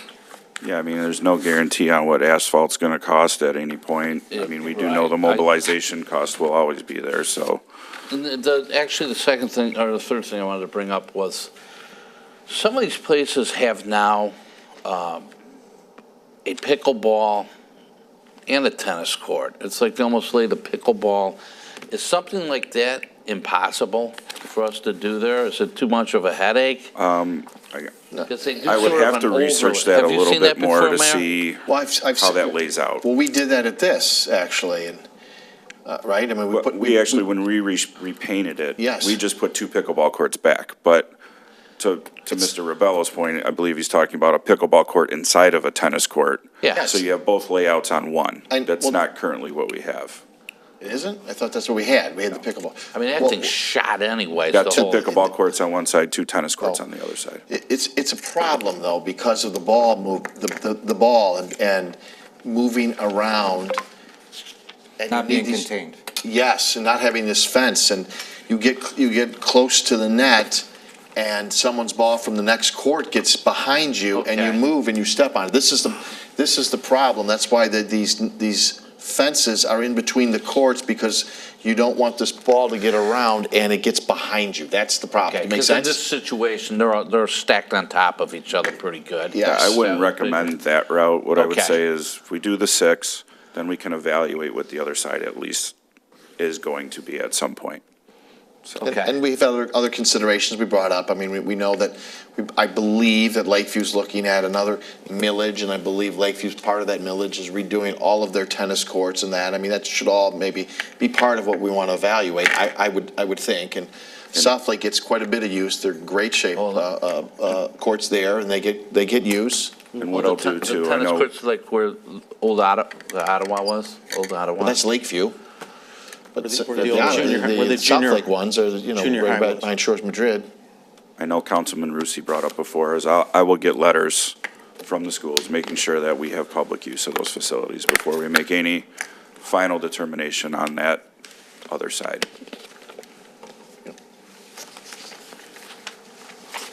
Moved by Mr. Frederick, supported by Mr. Kieran to award the bid of $157,000 to Best Asphalt. All in favor? Aye. All opposed? No. 6-1. It passes then. Mr. Spinazzola, will you hopefully have at the next meeting, the rest of it? Is that the goal here? Yes, it's all been bid out. We should be able to bring everything else back for that initial pickleball side. Okay, thank you. Item 11 is consent agenda. I'd like to separate C and G. C and G, will you make a motion for that? I'll make a motion to approve the rest. Support. Moved by Mr. Karen, supported by Mr. Frederick, to remove everything but C and G. All in favor? Aye. All opposed? Mr. Karen, C. Yeah, so Mr. Walters, on the progress payments, the accounts numbers for the Central Fire Station Police Department, for Partners in Architecture. For some reason, the fire shows an account number starting with 285, which is a different account than the 415, which is the construction account that all these are supposed to be coming out of. And for the Partners in Architecture, it's for construction observation. So why is there a different account number? And it's not out of the 415 accounts?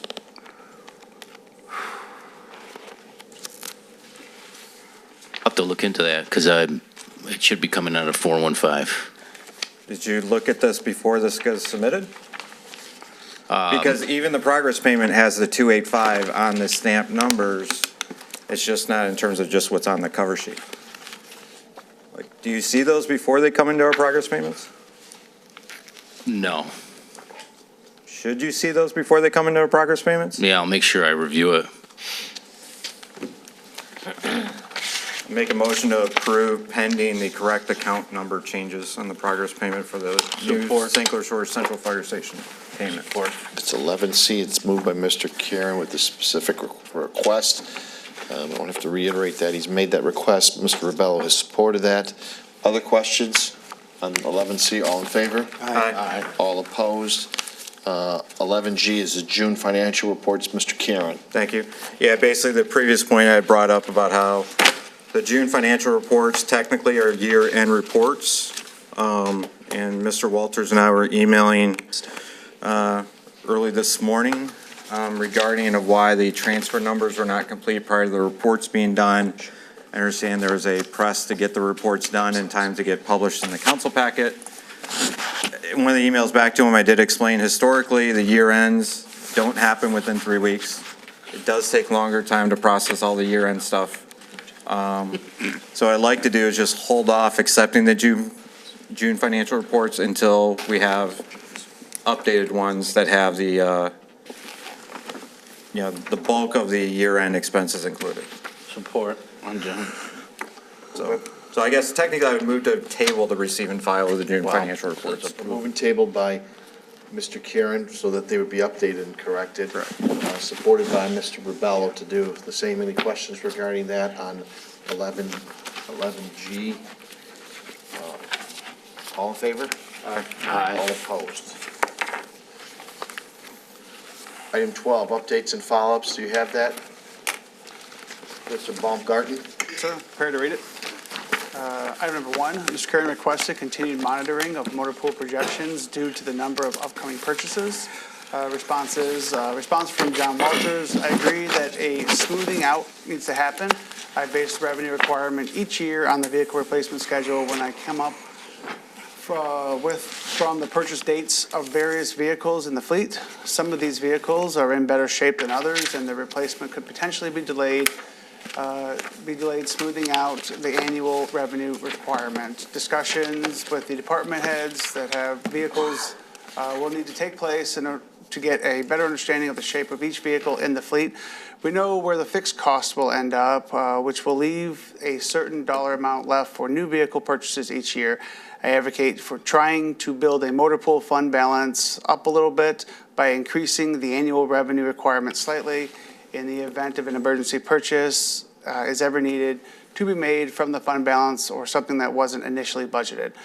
I will work with Dustin and the department heads to gain a better understanding of each department's fleet so that we can develop a solid 5-year vehicle replacement plan that ensures that we are replacing vehicles as needed and maintaining smooth, affordable cost allocation across city funds. I'm happy to discuss further at any time. So, Yes. so on that one, that was the last email in that exchange, so it's kind of out of context. Mr. Walters did provide the financial breakdown for the multiple year of the motor pool fund balance as I'd requested. Probably would have been more appropriate to attach that to the updates and follow-ups rather than the last email, because that email was in response. I did see that some of the expenses were going up or down from year to year, and kind of when you're building up a fund balance, that probably can get smoothed out from a projection standpoint.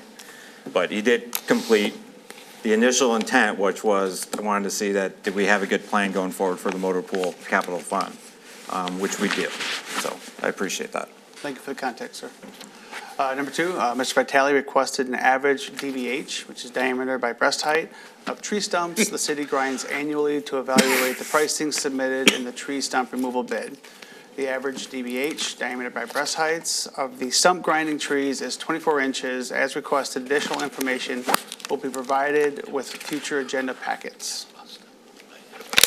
Item number 3, Ms. Rusi noted the correction is needed to the purchase order for the motor pool automotive parts.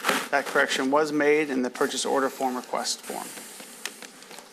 Ms. Rusi indicated that the PO for the garbage truck be updated to correctly reference the sealed bid rather than listing. Selected bid, my apologies. Then listed other entity. This correction was made on the purchase order request form. Number 5, Ms. Rusi noted that the PO should not list other entity for the Civic Center West parking lot project. Mike stated that he will make sure that this is corrected on future purchase orders. Item 6, Mr. Frederick asked whether the Metro Act permit will be above ground or below ground if the city will be reimbursed. Infrastructure could be both underground and or overlash, depending on, I'm sure it's supposed to be overland. Depending on the scope of the project, the city will be reimbursed fees through the state of Michigan. Most recently, the city received a check for $240,000 in Metro Act funds. Number 7. Mr. Frederick mentioned businesses received separate bills for stormwater charges once a year by providing an explanation of the charges on that bill to reduce confusion. Attached is a sample of the stormwater bill, which an explanation of stormwater on it. It has been charged to the system, so it was been changed in the system, so it will print the initial bill in 2026. The past due bills are generic, therefore the message will not show on those. Number 8, Mr. Frederick reported a cracked sidewalk at 10 Mile and Little Mac intersection needing repair. Upon inspection, Mike found a sidewalk flag with cold patch from perhaps a utility line repair. Photos attached. He has added this to the sidewalk repair list for Italia. Item 9, Mr. Karen asked if Kite Monroe Pickleball Courts project be included on the July 21st council meeting agenda, noting that no bid was posted on BidNet. As we discussed, the asphalt portion of the pickleball courts will be on the July 21st council agenda. All other items, including striping, painting, fencing, nets, and miscellaneous, is being bid out now. Item 10, Mr. Karen had follow-up questions on the check registry. Denise to follow up on checks for grass cutting. Attached are the LSI invoices you inquired about. What I was about to find out is what I was able to find out is that none of these bills are for lawn cutting. Most are landscape maintenance divided equally into April through August payments. Some are for spraying Roundup for weed control on pavers. The 12-mile Greater Mac invoice also includes Champaign Park. Hopefully this answers your questions. If more is needed, I am sure that Brian can shed additional light on the full scope of LSI services for those locations. Rob to follow up on prepared expenses for chamber concert. Account numbers there is noted for the prepaid expenses fall back to next fiscal year. All expenses for FY26 that need to be requested for a check in 2025 get put in the prepaid expenses account, and when the service is rendered or check cashed, the expense moves to the proper GL account that was requested. Brian was to clarify the 9 lead water line replacements. The lead service line invoices on the check registry were for one home that was on the original lead service line list and now has a new owner that has agreed to have the lead service line replaced. Others were galvanized with lead service lines that were found during service line material confirmation work. Number 11, Mr. Vitale noted that former Hall's nursery site is overgrown. A notice of violation was issued on 6/10. Norma has been communicating with a representative of the property owner on the weeds and the overgrowth at both the former nursery site and the adjacent residential structure owned by the company. Number 12, Mr. Rebello requested that a representative from Priority Waste attend a future council meeting to answer questions. Did he come? Sort of. City administration did request Vince, who was here earlier, who was the general counsel and not included in this title that he provided for us, is also chief of staff for Priority Waste. He did attend today. Yeah, I don't think it helped anything. Yeah. Residential comments, number 1, Earl Hawkins, St. Clair Shores resident, spoke on the fees for special land use applications. He asked that a city review these fees to make sure that we are being accurately compensated. And a subcommittee is meeting on this item regularly on permit fees, and it's preparing to bring recommendations to this body. That's all, sir. Thank you. Comments by individual council members? Mr. Frederick. Well, thanks, Mayor. Just a couple of things, just to remind everybody, Greek Fest coming up August 15, 16, and 17, starts on Friday at noon for the grand opening ceremonies. They were here earlier, so we want to thank them and hopefully get a lot of folks out there. And then just a couple of library announcements, and really just reading off their annual report, which was a very nice job with this as opposed to just blank paper and a couple of sentences. So they had 128,161 visits from July 1st of 2024 to June 30th of 2025. We have 35,559 registered borrowers. These are big numbers, you guys, big numbers. They had over 25,000 Wi-Fi sessions, over 8,000 internet sessions. They had a total of 19,139 people attended library programs, all the programs that we talk about here every council meeting. Over 19,000 people showed up in the library for those. And then altogether, borrowing items, 235,929 items were borrowed during that fiscal year. And then they're doing some math. Over $2 million was saved by St. Clair Shores residents by using the library, and that was some math that they came up with, but over $2 million saved by our residents. And then just to mention 4 small things here, the online resources, which they're going to play a huge role when we start doing the library renovation. So we have Libby, which is ebooks and magazines and audiobooks.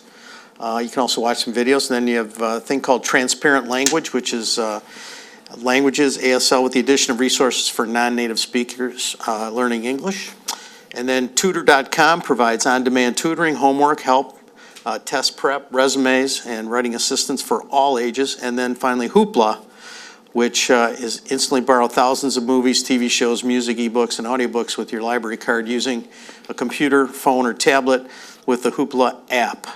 So, and in addition to that, our databases were used over almost 56,000 times throughout the year. So check out one of these online resources today. That's all I have, Mayor. Thank you. Thank you, Mr. Vitale. Mr. Baumgartner, if you could bring up. So I'll try to be quick. Thank you. But I was told by a resident that prior to my even being on council, that Lakeshore Village condos requested from the city permission to use a stretch along Norcrest so that they could access their garbage. I don't remember when that happened. I'm surprised the city allowed that giant prison fence in the middle of the residential. But the point is, this is how it looks. Can you go to the next one? And this is close up, so I don't know if there was a requirement that they screen this, but some of those ain't alive. And I don't think thistle picker weeds count as landscaping because that's what the rest of it is. It's actually over onto the sidewalk. You can go to the next one. And, you know, they have conditions there that we would never even tolerate out of a residence or a commercial, just cut down branches thrown on the ground, and those have been there for a while. You know, bags of trash laying around. Can we pay a visit? Make them clean this up? Yep. Okay.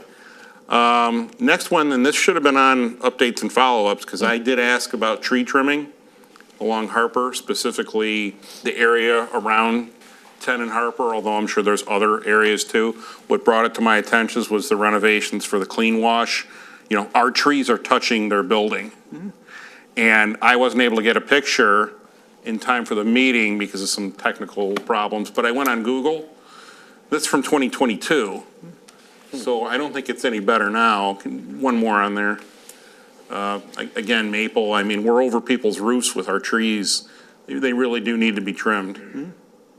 So please get me a follow-up on that one. And for the sake of keeping it short, that's all I've got tonight. Thank you. Ms. Burgess. Wasn't ready. I don't have a lot to say either. Attended Pizza Palooza over the weekend. That was fun. A lot of pizza. Went off my diet for it. I ended up being the gluten-free. I am gluten-free, and ended up being the gluten-free one of the judges. And we have fantastic pizza places in our city. I tell you, I can't even believe that we have that many, and and they're all good. Like every single one of them, that we really had a struggle to say which one was the best. It was really good. And Dar was there, and Pam, and so it was a good time. Want to mention too that the trolley is running every Thursday evening, and that we went on the trolley after we went to the fundraiser for Dave, and I was literally headed home. I was tired, and I saw the trolley, and I went, oh, that's going to be fun. So it ended up being an hour long, but it was a lot of fun. We stopped, we picked up people, we had a good time, nice be able to talk with our residents and our neighbors. And the last thing I want to say, happy stuff, is that our St. Isaac Jogues Fall Fest is coming up, and that is going to be on September 20th, and it's going to be a little different than last year because we are having vendors there. It's going to be a festive day for all ages. We're going to have Main Street Drive, which is like one of my favorite bands, are going to be there. Live music, dancing, food, drinks, craft vendors, an exotic animal show by GP Zoology. We're also going to have a Polish folk dance ensemble there, a priest versus a sisters softball game, and so much more. So it's going to be a good time. So go on to the St. Isaac Jogues Harvest Fest Facebook page and let them know that you are going to be attending. And then lastly, after our priority people left, my husband texted me. His first 5-6 words were wow, wow, wow, wow, wow. So he was taking down our trash and recycle, because Tuesday they pick up, and we're right on Jefferson. He was taking them down, and Priority passed him on the road. Literally backed their truck up, got out of the truck and said, hey, he asked, when is your trash date? And Rick said, Tuesday. He says, well, I can grab it now. He literally grabbed the garbage and put it in there. And Rick's like, kind of like, if you know my husband, he's really big on rule followers. He's like, what? What are you doing? Then he grabbed the recycle and he says, wait a minute, that's recycle. He says, I know, this will save us a trip tomorrow. And he put it into the garbage truck and drove off, as Rick's like. So. No good deed goes No. unpunished. So again, they go to the home that has the most cameras and pull this. So I just wanted to let you guys know that maybe we need to have a follow-up and let Dan know what's going on. Does Skynet know about this? Pardon? He's, thank you, Mr. Vitale. That's all I All have right, tonight. Thank you. Mr. Rebello. Thank you. Something else, that was the harvest, the Harvest Fest at St. Isaac's on September 20th. Yep. Anything else going on that date, I'm not sure, but it'd probably be a great time. Yes. And I wanted to add, you brought up Grosse Pointe Zoology, which will be at the Harvest Fest. Yep. I want to thank Z's Pub and Grill for actually sponsoring that. Leanne has been around, and her husband, for many years, run a great place over there. So Leanne at Z's Pub, thank you for paying for Grosse Pointe Zoology for the St. Isaac's on September 20th, the Harvest Fest. Fix the telephone pole at 9 Mile Road in front of Mercedes-Benz.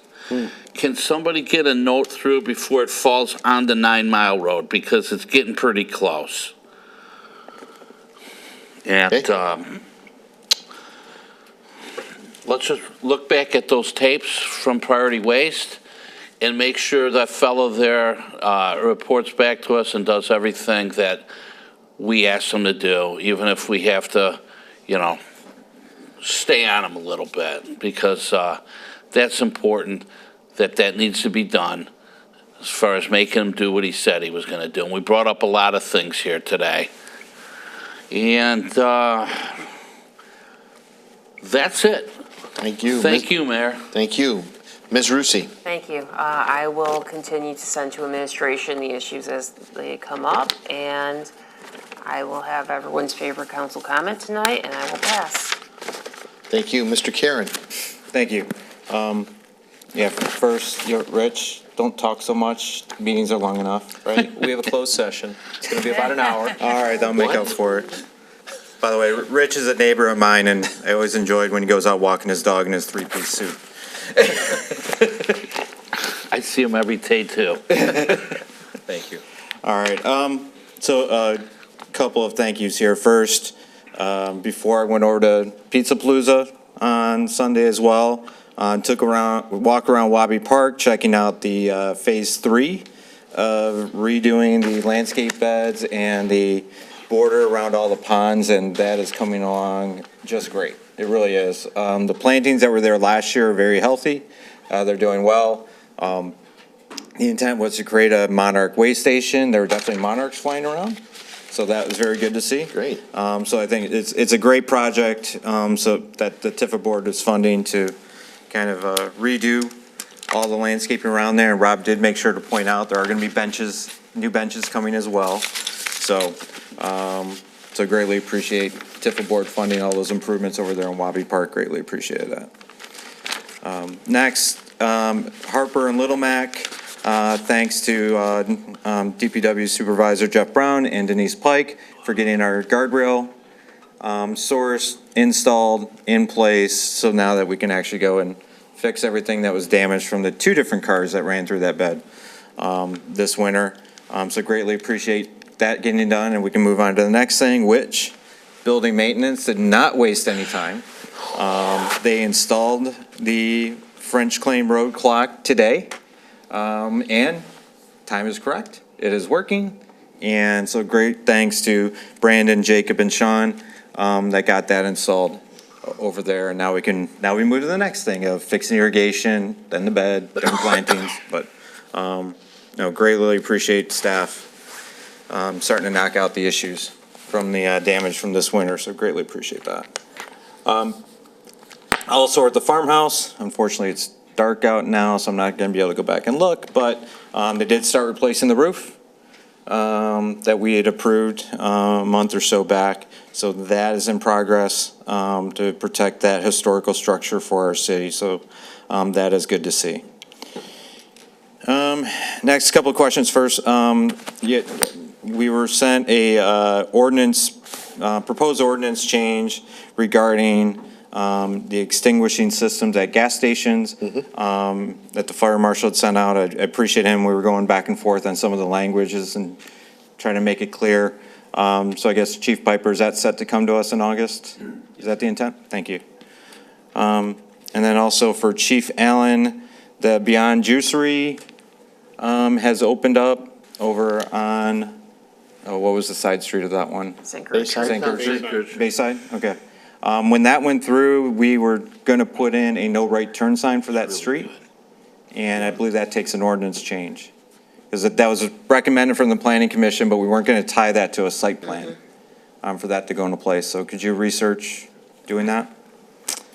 And last, today, had spent most of the afternoon with Public Works Commissioner Candace Miller, State Representative Alicia St. Germain, and with representatives from Eggle, going along the lake shore, starting to talk about solutions for the muck issue that appeared.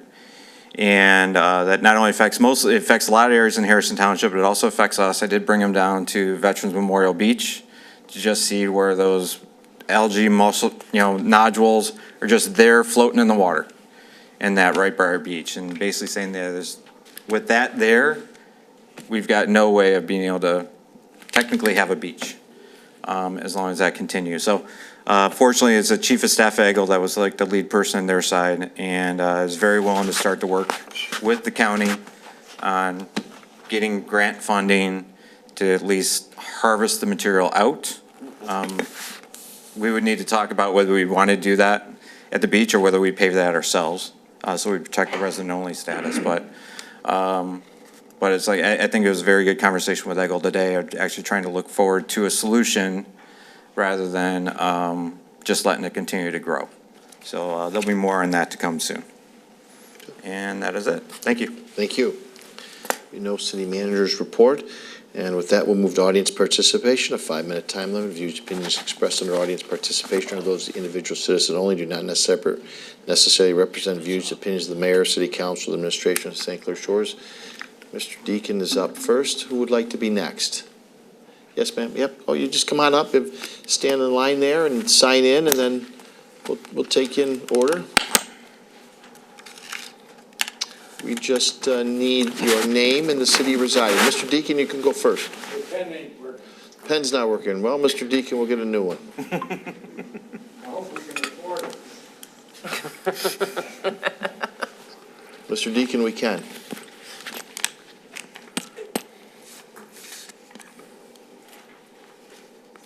My name is Dave Deacon, resident of St. Clair Shores. Yes. Pull that mic down a little bit, Mr. Deacon. Thank you. How's that? Better. I have an agenda, but I was unable to be here when Priority was here, if they were here. They were. I was being cultured over at Walby Park. Okay. But yes, once again, Susan Court Recycle was not collected today, and also in Barclay Court. How many times are they just going to drive down on Westbury and ignore us? I mean, I don't understand it. We got to do something to get their attention to make sure they start to do the job.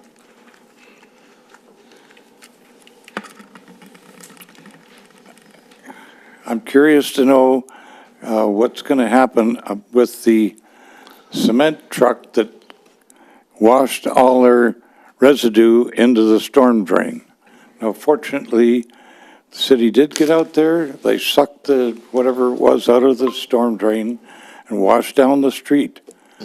But, you know, I sent everyone an email on Monday. No response. Wednesday, I sent another email, included the pictures.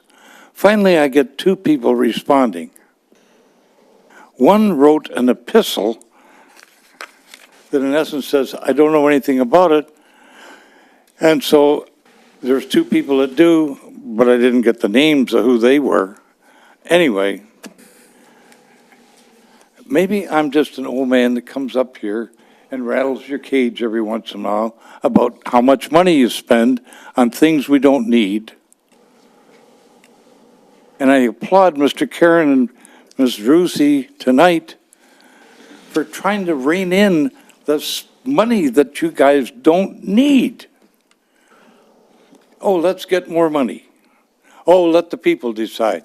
No, every time you put it on the ballot, you know that people are going to pass it because you put out so much false information about what it's for, and you have no specific use for this millage increase.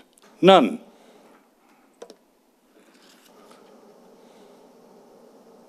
You ever go to your dad and say, hey, I need $10? I wish I could. Yeah, okay. And he'd say, what do you want $10 for? You had to give him a damn good reason, or you didn't get $5 or any money.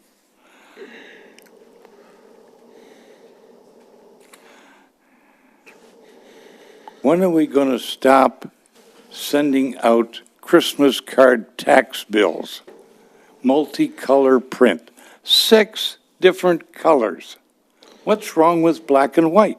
Don't try and tell me it's the same price, because it's not. Let's start to cut corners someplace. Let's stop wasting money. Thank you. Thank you. Good evening. My Good name is evening. Alexander Youssef, and I moved recently to the city moved from Sterling Heights. I purchased property on the water, and we get quite amount of garbage from that lake to our seawall. So we pick up what we can, and we leave what we can't pick up.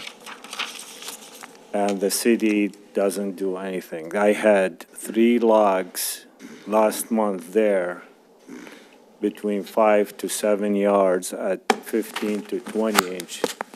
And I had to call some company, thanks to my neighbor, he gave me their number.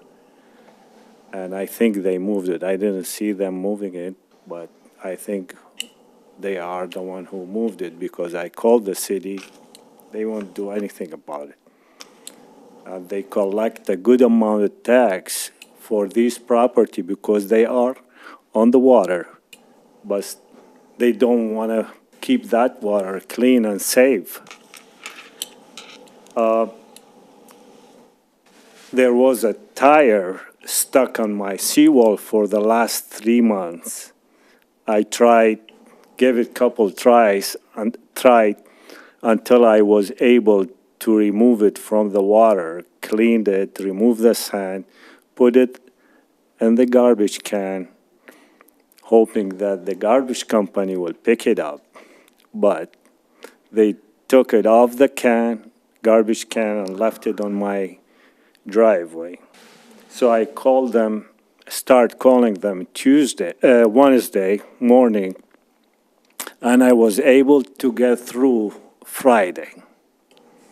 Finally, I talked to somebody there, and I told her the problem. They said, no, we don't deal with the tires. Okay, who's going to deal with the tires? So we don't know, but we don't deal with the tires. Okay, give me a advice or solution. She said, I will get with my supervisor and get back with you. And I'm still waiting. So during that time, I called the city, talked to the, I think they call it garbage liaison. Okay. And his office or her office called me back, and they did not offer a solution. Their solution was, well, take it to Discount Tire and pay them $10-20, they will dispose it for you. It's like a $20,000 on taxes, not enough. And I have to pay to get rid of somebody else's garbage too? I don't think that's fair. On that same token, that same day when I talked to the garbage people, they didn't pick up the yard waste. So I told them, why you didn't guys pick up the yard waste? And I said, it wasn't just me, all the neighborhood, because I can see their garbage bags. And she said, I don't know, but we'll look into it and give you a call back. And still, there was no call back. So I called the city about the tires. They don't have solutions. So what we gonna do? It's not my tire, it's not my garbage. I can take it, throw it back in the lake, or bring it, leave it at night on the city hall parking lot, or leave it in Kroger dumpster or one of these big businesses, but that's not a solution. The city have to come up with solution. You want the city to come over and pick up the trash in the water on your property? Is that what you're asking? No, but at least the garbage that I pick up from the lake, because I don't want it to end up by my seawall, the city have to pick it up. That's what Sterling Heights do. They have what's called City Beautification Day, where the residents are allowed to put whatever garbage they have, non-traditional garbage, tires, mattresses, cabinet, whatever, concrete, whatever, you name it, they come with a truck and bulldozer, they move it. Yeah, we have that too. It's Hazardous Waste Day that you come over. I think we usually have it twice a year. Do we not have it twice a year? How come the garbage liaison doesn't know about it? Because I asked them about a solution, how to get rid of the tire. So we don't know. We'll clearly have administration convey that to them, but yes, we offer that. That's all. Thank you. Thank you.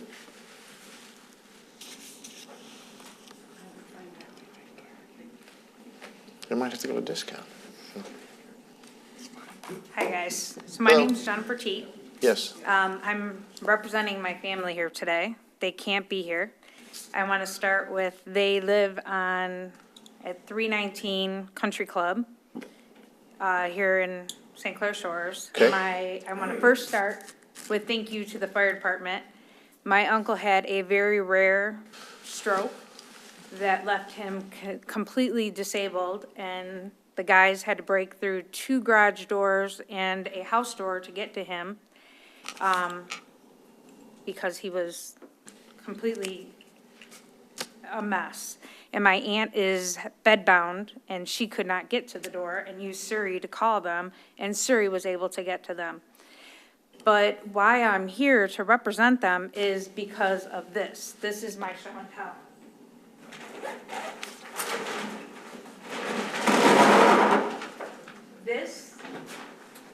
This is 40 days of golf balls on their front porch.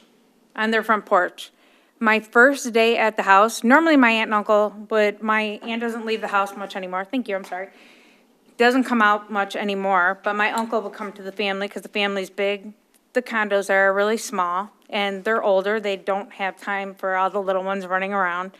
My first day there, I was waiting for the hospice nurse to get there because we were signing my aunt up for hospice. Hospice of Michigan came. I was at the house 22 minutes. My back window was busted out by a golf ball. I have the video, 22 minutes. Nowhere on the property does it tell me, hey, there's flying balls, hey, beware, hey, watch out. I nowhere in my mind thought that at 7:40 at night, my window was gonna be busted out by a golf ball. No, this did not even cross my mind. The next morning, another car window. Believe this to be, we had the police come out for everyone because I could not believe this. 5 windows in 10 days. 5 windows in 10 days. Began this. I understand, okay, if it was the rarity of saying, okay, a ball hit the house, okay, you live on a golf course, fine, so be it, whatever. I called, I made the phone calls. My responses were, well, you know, the golf course was here first, the condos came second. Okay, well, then it came to the point where, hey, guys, what if this was a child or one of the grandkids hanging out in the patio? What if it was somebody else or one of the pets or something like that? Then it came to the point where the golfers are jumping the fence and coming over on my aunt's patio trying to find their ball so they can hit it from the patio out. And I'm looking, there's no trespassing signs. There's no nothing to indicate, hey, don't come here. So then I'm looking into this further. On May 9th of 2019, a vehicle was hit by a stray golf ball that hit over there. The city manager at the time's name was Mike Smith. Mike Smith declared in multiple interviews and in written statements that the city at that time was going to take initiative to put up nets to protect the people, the families, the traffic, and the homes in the area. I looked into it. Nothing was done. You want to know what was done? The tee was moved away from Masonic and closer to the homes. How fair is that to the people who live there? They're not safe. You can't garden, you can't sit on your patio, you can't enjoy your house. Those people have to now have windows put in their houses that are shatterproof. Do you know what it's like to have a golf ball shot at you? It's like, no joke, like a bullet. I've seen the damage that's done. When you shatter a window on a car that's a tinted window, it is no easy task. Ask a fireman. They can hit a hammer on a window at full speed on a tinted window, and you're not even chipping that bad boy. My tinted window was annihilated by a golf ball. That is not cool. And to get what I got from everybody that I reached out to, oh, well, sorry, nothing we can do about it.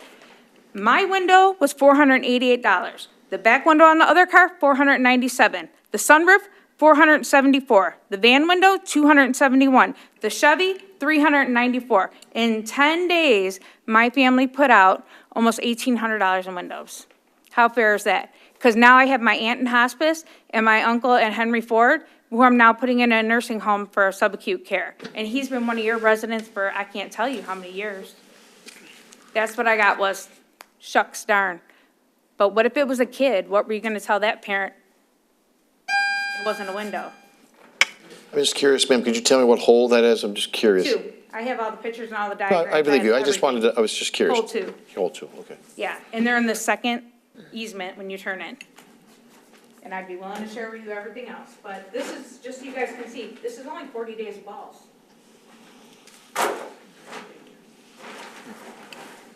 Thanks. Thank you. Anybody need a golf ball? Probably half mine. Yes, ma'am. Hello, I'm Louise from Mauer Street. Y'all have a really tough job there. I can see that from tonight. I wanted to thank Candace and John for your thoughtfulness around spending the people's money. I really do appreciate it, and you seem very sincere, and I don't think it's just because it's an election year. And Chris, it may not seem like much money, but from somebody who's driven around in a hoopty for years and who wears Salvation Army clothes, I appreciate every effort to not spend money that we don't have. I don't have any trouble with my trash. I did notice that they've been coming later, but they pick up my trash on time.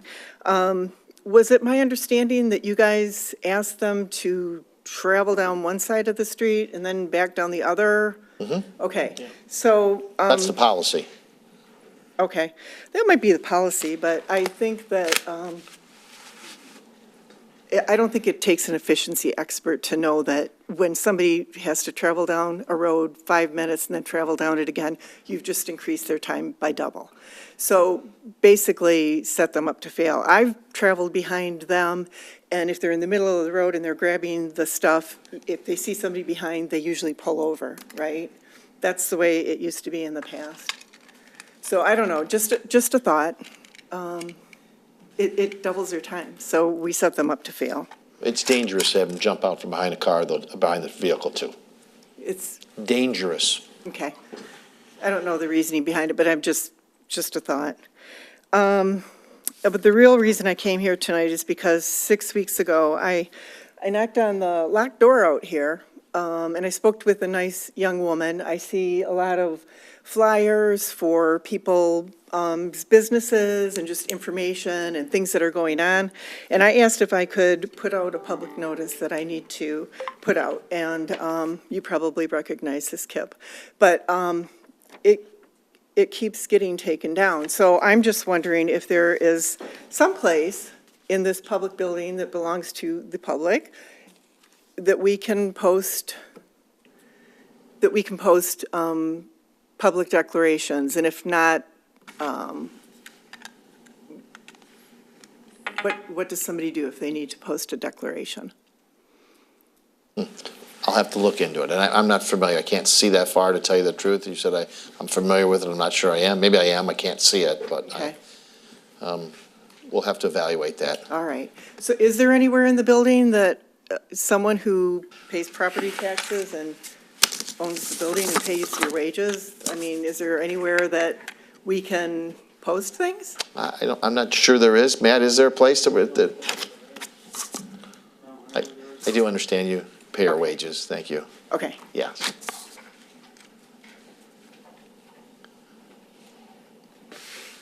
I just have a very short comment, but I couldn't raise my hand and say We need your it, name so- and the city you reside in. Oh, I'm sorry, Paula Gagney, and I live on Jefferson Avenue on the lake with Alex.